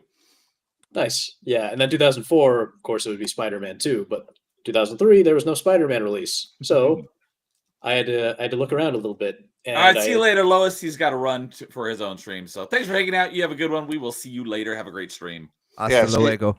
See ya. Thanks for stopping by. Bye, Lois. Make sure you tip your waitresses. But yeah, so I looked at a few of the games that came out. I was thinking about the Pokemon games that Carl mentioned. Ruby and But my Sapphire. My favorite was Emerald, and that came out later. Emerald is couldn't- great. Just Yeah, played that so I this couldn't year, use that. actually. Yeah, because it was it was back when they still did complete releases. Complete release of a generation. Now they don't do that anymore because I guess they sell more.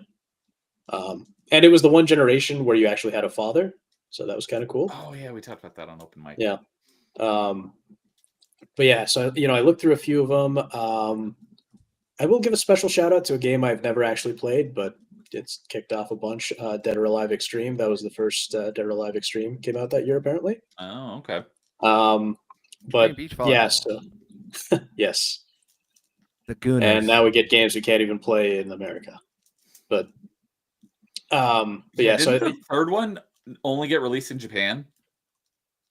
I'm not sure about the third one. I know the latest one, Prism, is Japan exclusive. I'm getting that soon. Gonna Nice. play that with my wife. We're gonna have a fun time. It has Look at this guy English bragging about his- subtitles, so it's fine. Look at this guy bragging about having a wife. But yeah, so I looked at the games that came out that I actually did play came out in 2003 that I actually have played. I narrowed it down to a couple of them, but I think my answer would be Mario and Luigi Superstar Saga, because that was such a charming, fun game, especially for a turn-based game, because I do not like turn-based games generally, but Turn-based It was timing really- too. yeah, well, the action commands actually made it a little more tolerable because it keeps the immersion up a little bit. Whereas most turn-based games is just, you click something in a menu and then you just wait 20 minutes for the animations to play out. But yeah, that game, yeah, exactly. With that game, it actually keeps you in, and the writing is funny. It's got a lot of funny bits in it. And it's very entertaining, so I really like it. But some other honorable mentions. That one of the top contenders was Mario Kart Double Dash, which is my absolute favorite Mario Kart. Yep. I wanted to Double use Dash that is as my kinda answer, old. one of my answers for a third game, but it turns out that's the fourth game in the series. So. But yeah, I love Double Dash. I cannot for the life of me understand why Nintendo has not added some kind of Double Dash mode to the latest Mario Karts. Because, it was so much fun, so great. Such a great concept. But yeah, so I love Mario Kart Double Dash. And then a couple of random games that were just like tie-ins. There was probably the most famous SpongeBob game, Battle for Bikini Bottom, originally released in 2003. So Oh, the rehydrated remaster of that just left Game Pass a couple weeks ago. Did you play yeah, it? yeah, No, I did not play that one. I have it on GOG. It's pretty fun. It's nice. It's a nice game. Canadian's there with you. He says, "Hell yeah, Double Dash." He loves Double Dash. Nice. Yeah, it's the best Mario Kart. Yeah, so SpongeBob, and then there was a kind of a niche one called Fairly Odd Parents Break Into Rules. I don't know. That's a game I anyone- still need from my collection for original Xbox. I'm I had assuming that that's based on the cartoon, right? Exactly. You never seen Fairly Odd Parents, Neo? No, that was a little. What were you behind doing me. in like the mid 2000s? What like? I was already in high school. So Yeah, I guess I I'm get not that. gonna watch a kid's cartoon. Jesus. Well, I mean, thought I he was watched military. SpongeBob in high school. I've never seen SpongeBob. see, Ryan has an excuse. He was out there fucking in the God. desert, all right, in a foxhole. I was playing Halo with my bros, playing real video games. I played Fatal Frame. Well, technically, I think I played Fatal Frame 2 in 2005, but no, I was still in the military when I played it. I wasn't in a foxhole. I haven't done a whole lot of foxholing since I don't know, Vietnam. I was in the military, and dude, I watched Buzz Lightyear: A Star Command when I was in high school. Like my 18th birthday, my parents got me Buzz Lightyear wrapping paper because I watched that shit after school. You got a Buzz Lightyear birthday cake? No, I didn't get a birthday. I didn't get Buzz Lightyear, but that Buzz Lightyear wrapping paper. It's a good show, man. It's a good animated show. All right, I had SpongeBob bed sheets until I graduated high school. There you go. I never had any kind of bed sheets like that. I had just normal bed sheets, but I did have a water bed when I was in high school. I always Water thought beds were those cool. great. Wow. They were I never- great. My grandma had one when I was a kid, and sick definitely days had a in water bed. grandma's house was the best. I always thought waterbeds were cool, but only ever see it like at a store. I don't know. My wife just made me go to Costco with her so she could buy Dachshund bed sheets for our bed. I don't know what that means, but okay. You don't know what a Dachshund is? Like a Like- dog? Okay, I know the dog. I thought it was like some sort of brand of specialty sheets. What Or bed something. sheets for no. your dog? No. They have they're- dachshunds on them, right? They have Dachshunds on them. Yeah. Okay. Dachshunds are cute. Yeah. And She's, I also she had saw- Spider-Man bed sheets. One of your dogs is a dachshund, right? She's a Dachshund Beagle mix. So Okay, like she's the mix. She's the best of both worlds. What was that, Nightmare? I also had Spider-Man bed sheets, and I had this really nice Spider-Man 3 comforter. I don't know what my mom did with it, but it was awesome. I never had any like specialty like branding bedroom sets, I guess you could say, as a kid. I don't know. I always thought those were kind of stupid, to be honest with you. Yeah, I thought it was cool. So That's why I But said yeah. for me as a kid, I'm like, I don't know. I just never felt like right. Wearing a shirt was like cool. For like, do I want to sleep on Spider-Man? I don't know. I think my mom threw out all my cool Spider-Man shirts. And I'm still kind of mad at her about that. But yeah, Fairly Odd Parents was a surprisingly good game. Break Into Rules was a surprisingly good game for a cartoon tie-in. That's why This was all the another. time, yeah. Yeah, well, this was both SpongeBob and Fairly Odd Parents. Those two games, from that I mentioned, both of them were from THQ, which I think had a reputation for making some pretty decent tie-ins. Yeah. And what platform were they? Was it? I'm pretty sure both of them were on GameCube. Okay. GameCube, Xbox, PS2. On everything. Okay. Yeah, I know the PC version of Battle for Bikini Bottom was not the same thing. It was bad. I don't think Fairly Odd Parents Break Into Rules was on PC. Canadian says, my wife doesn't let me wear my Star Wars pajama pants anymore. That is I'm sorry to hear that. blasphemy, sir. Yeah, Blasphemy. that is not cool. All you gotta Too do is easy. There are so many easy layups I could have just did. You're lucky. I'm just holding. all you gotta back do is there, put the see? pants on and be like, woman, you listen here. This I might be think why that I'm not works. married. I don't know. I don't think that works with his wife. It doesn't work with any wife. She Yeah, I will don't be think you're gonna. sleeping on the couch. Yeah, I don't think you're gonna have very good results trying that. Listen, And I play a fun game with my wife called I'm going to say something outrageous just to see what she does, and I still have yet to sleep on the couch. one of these days. But dude says the worst thing about Double Dash was the AI. The rubber banding was terrible. I hate rubber banding so much. So, all right, Nightmare. Any other honorable mentions, or is that about cover it? I think that was everything. Okay. So I only have two because, like I said, there wasn't a whole lot from this year that I played or had a whole lot of fond memories of. Yeah, I but already know which one is one of them. yeah, you probably Oh, yeah. because it was on my number one on one of our episodes of the top five. But the one that's here is under that one is mentioned it earlier on favorite third game in a franchise, and that is Mega Man Battle Network 3. It is the only Mega Man Battle Network I have played, but I really enjoyed that, and it's probably the closest thing to a real JRPG that I've ever played, and I had a lot of fun with it. And I 100%ed that game, and it took like it was on Game Boy Advance, so I could take it with me everywhere.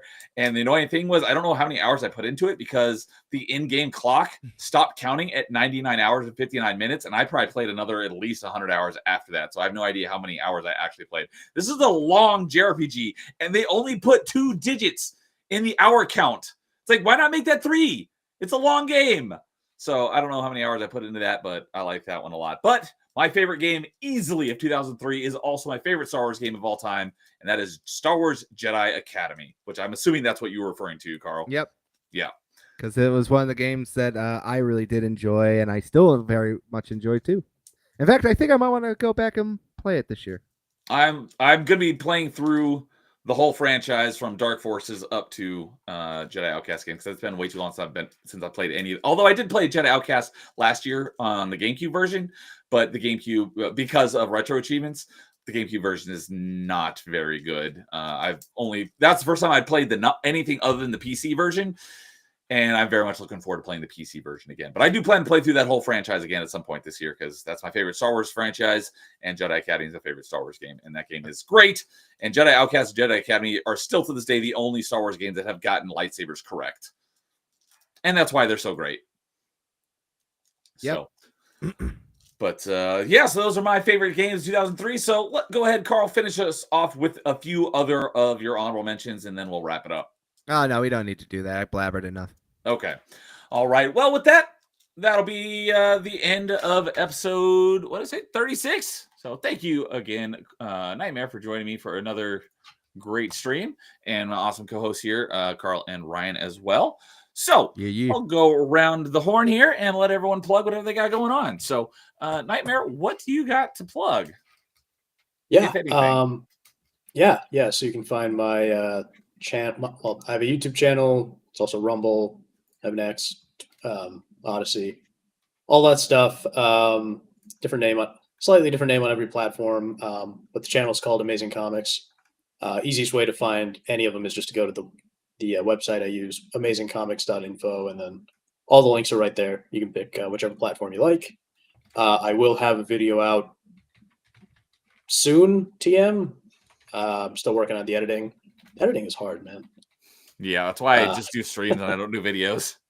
Yeah, but it's going to be a long one too. So yeah, it'll be out as soon as I can get the editing done for it, and it'll be a good one. So yeah, that's what I got going on. Feel free to follow me anywhere you like. Yeah, it's been great having you on, and I definitely have to get you on for an episode of Top 5 at some point if you're open to it, where we rank our top 5 favorite of whatever the topic is. So I will mention that here in a moment once we get around to me. But thank you for joining me again, Batman. Always good to see you, and you help make me feel safe.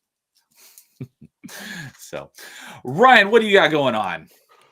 What I got going on is I'm going to be playing Dustborn at some point. I'm going to be diving into Yasuka Simulator, and I'm going to be starting this Friday night a show that I started my YouTube career with called Fright Day Night. Yeah, no, it's not really that original. It's a play on Fright and I like it. To where I play a scary game. I turn the lights down low, and it's probably going to freak me out because I'm not a big fan of scary stuff, but I do like to play scary video games for some reason. I don't like scary movies, but I'll play a scary video game. So yeah, and of course I do Subscribe to my Legion Talk channel. The one that I've been commenting in the chat. I cannot get over 500 subs. I don't know what it is. I mean, and I've done some pretty steady content of putting out videos, but I think it's because I've covered a lot of like Doctor Who and Snow White. That YouTube doesn't like that because I think a lot of it is just RNG. To make the point there. probably.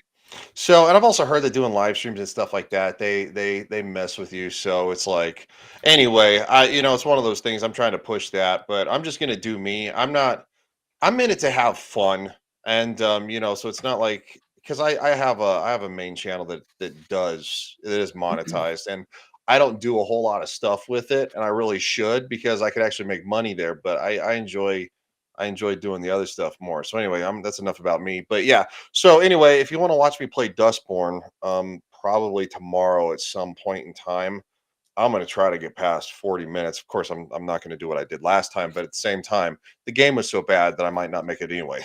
So Are you going to sing along with the songs? You got to sing along to the songs, There's songs? Yeah, there's rhythm segments. Yeah. You haven't gotten to the songs yet? That's like part of I the haven't gotten maintenance. out of the car sequence yet because I kept stopping like every 30 to 90 seconds going, oh God, what the seriously, if anybody watches that replay, you're gonna be like, yeah, dude, I look like I'm in pain. It hurts. Well, you were. Well, not just that. That was towards the end of it when I started getting like dizzy and stuff. And I'm like, dude, guys, I gotta go. Cause I was like, whoa, like I had like bad tunnel vision, but I think my electrolytes were low, which I've only ever felt like that once before when I had a really bad flu. And the flu was so bad that I actually passed out standing up and I actually crumpled to the ground and broke 4 bones in my foot. Oh, ouch. Yeah, it was that bad. That's how bad that symptom of the flu was. But so anyway, yeah, it'll be fun. So Like I said, it helps to have friends on. Everybody I've seen play Dustborn and get through it, they had other people on. we can all tear it to shreds together. If anybody has the guts to try to want to do it, I don't know if anybody wants that torture. It's a funny joke. I would do it. It's not that hard to get through that game. That's why I'm doing it, because it's a funny joke to me, because I know it, like there's gonna be things I'm gonna say because it's gonna irritate me and people are gonna laugh. But I think anybody else is probably gonna be like, why am I here? What are we doing? What the hell is this? Like, well, it's also long after the hype of talking about it for 3 months in a row, saying like, "Oh my God, guys, it's the worst game ever!" Right? see, and I even think that like a lot of people, I don't even think really a whole lot of people played it. I didn't see a lot. No one did. No one did. That's the point. I saw a few people playing it, especially I gifted it to at least 2 YouTubers and made them I know play a it. handful of people, but I don't know a lot of people. Like even the big people, I didn't see a lot of people play it. Because there was no point. It was a DOA game that just was funny to make fun of. And that's kind of like why I want to play it, because I didn't see a lot of people play it. And I was like, I'll play it. It's good. It'll be good content. And let's see how bad the game really is. I have to say, it is probably one of the greatest psyops of all time. I do not believe that game was made to actually be so on the nose. It just can't, man. Oh, the studio's making another game apparently. It's pretty damn on the nose, I'm just gonna say. Well, here, let me rephrase that. It is former devs that worked on games like Heavy Rain, Beyond Two Souls, and Detroit Become Human. So I guess French people are very on the nose. So it wouldn't shock me that they were probably very on the nose with this stuff too. Because if you ever played Detroit Become Human, geez, any more on the nose and you're cutting your nose off. Yeah. And that game was terrible. I don't know who likes that game. That game was terrible. Some people like that. I don't know why. That game was terrible. I liked Heavy Rain. I'll admit that. I liked Heavy Rain. The Jason simulator? Yeah. But I also and Sean, yeah. I also liked Indigo Prophecy though, and that's where I first got introduced to them, was Indigo Prophecy. I think that's I forgot about that game. I think that's a really stellar game, but I think everything that they've done after that has been a hollow shell in my opinion. So Indigo Prophecy came out on the PlayStation 2. That's the Xbox, yeah. So it's been a hot minute, but yeah, I think that game was really incredible. Now, if you ever want to do a playthrough series where you play those games, I'd join you to make fun of those while you play them. so we can That argue. studio didn't actually make Dustborn. I think they just like helped publish it or something. No, Okay. it was former devs too that worked on that studio as well. Oh, okay. Yeah, it's kind of like one of those Concord situations where it's like devs left Bungie, formed a new studio, got picked up, published, kind of deal. Former devs worked at this one studio, got published with help from other people as well. Oh, good Yeah, luck. and your Canadian's right. Says life's too short to play bad games. I mean, I get it, but if I know it's something I'm gonna laugh about, and so it's like that's why I'm like, what are you gonna do? According to the internet, every game's bad. So there you go. There's some stuff that leans that direction. There's definitely some people that lean that direction when it comes to entertainment at all. So It's just the internet. Everything's either the greatest thing since God or the worst thing since the devil. yeah, that's why I kind of try to stick to my own opinions. I'll listen to other people's opinions, but I don't really run with them. Exactly. That's why I always say, make up your own mind. Make free will great again, baby. Let's go. Yeah. But yeah, last thing, go give Ryan some support on his Legion Talk channel. He's 7 away from 500. He's at 493. So go give him a sub. I know. That's just I'm in like that danger zone of stuck between bouncing down to the 87, then like 93, and then like 80. Just like ding, ding, ding, ding, and I'm like, YouTube the hell? purgatory. Yes. Yeah, I don't know what it is. I don't know who I pissed off with that channel. It's not big enough to have pissed anybody off, but whatever. Oh, I just subscribed to you, so hopefully. Well, thank you. All right. And Carl, what do you got coming up? Well, this Friday, I'm having Ryan on. Because that hasn't happened yet. It keeps getting postponed, right? Yeah.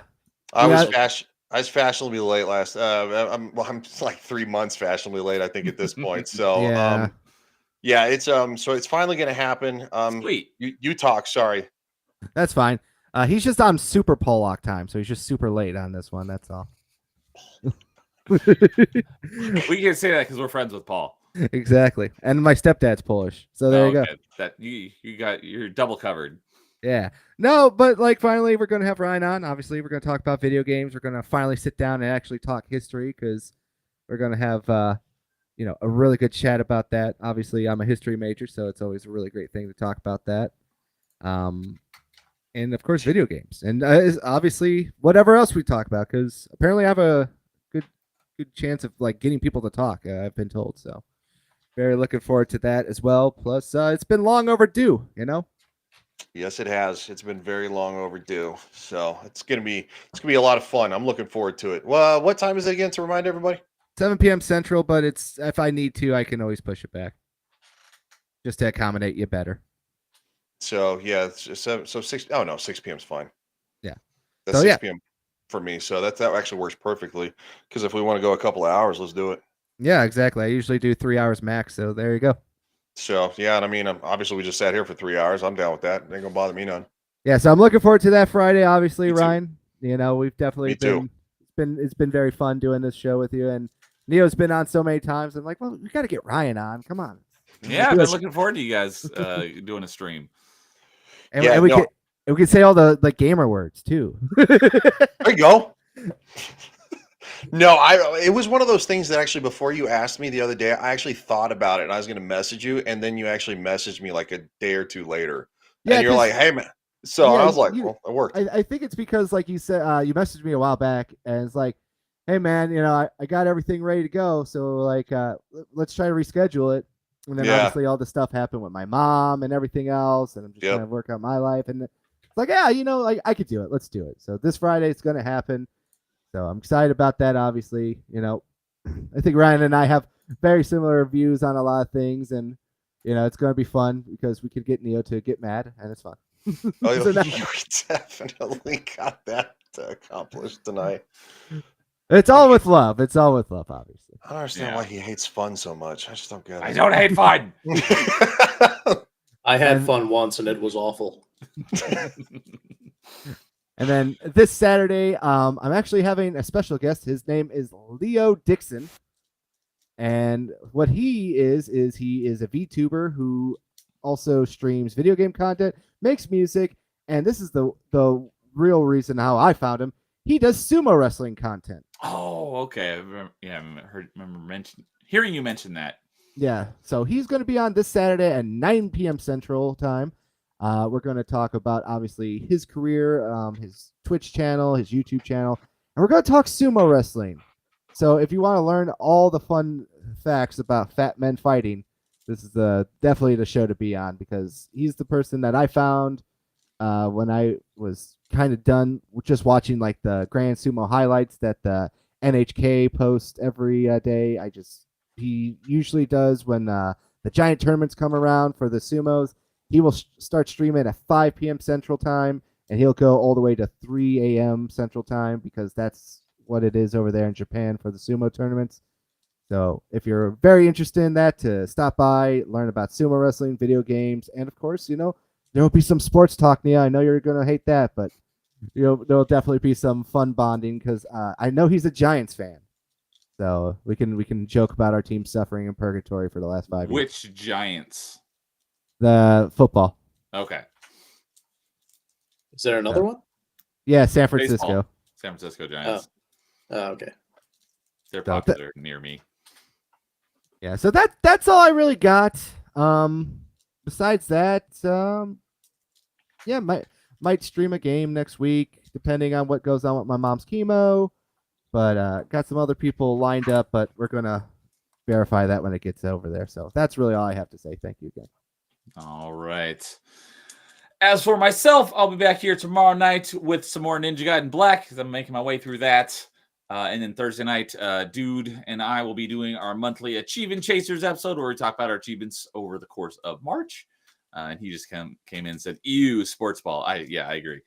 But as I alluded to earlier, next Tuesday is the next episode of Top 5, and we are ranking our 5 favorite video game April Fool's pranks. So I have to do a lot more homework on that one, because the Zelda one's the only one I knew off the top of my head.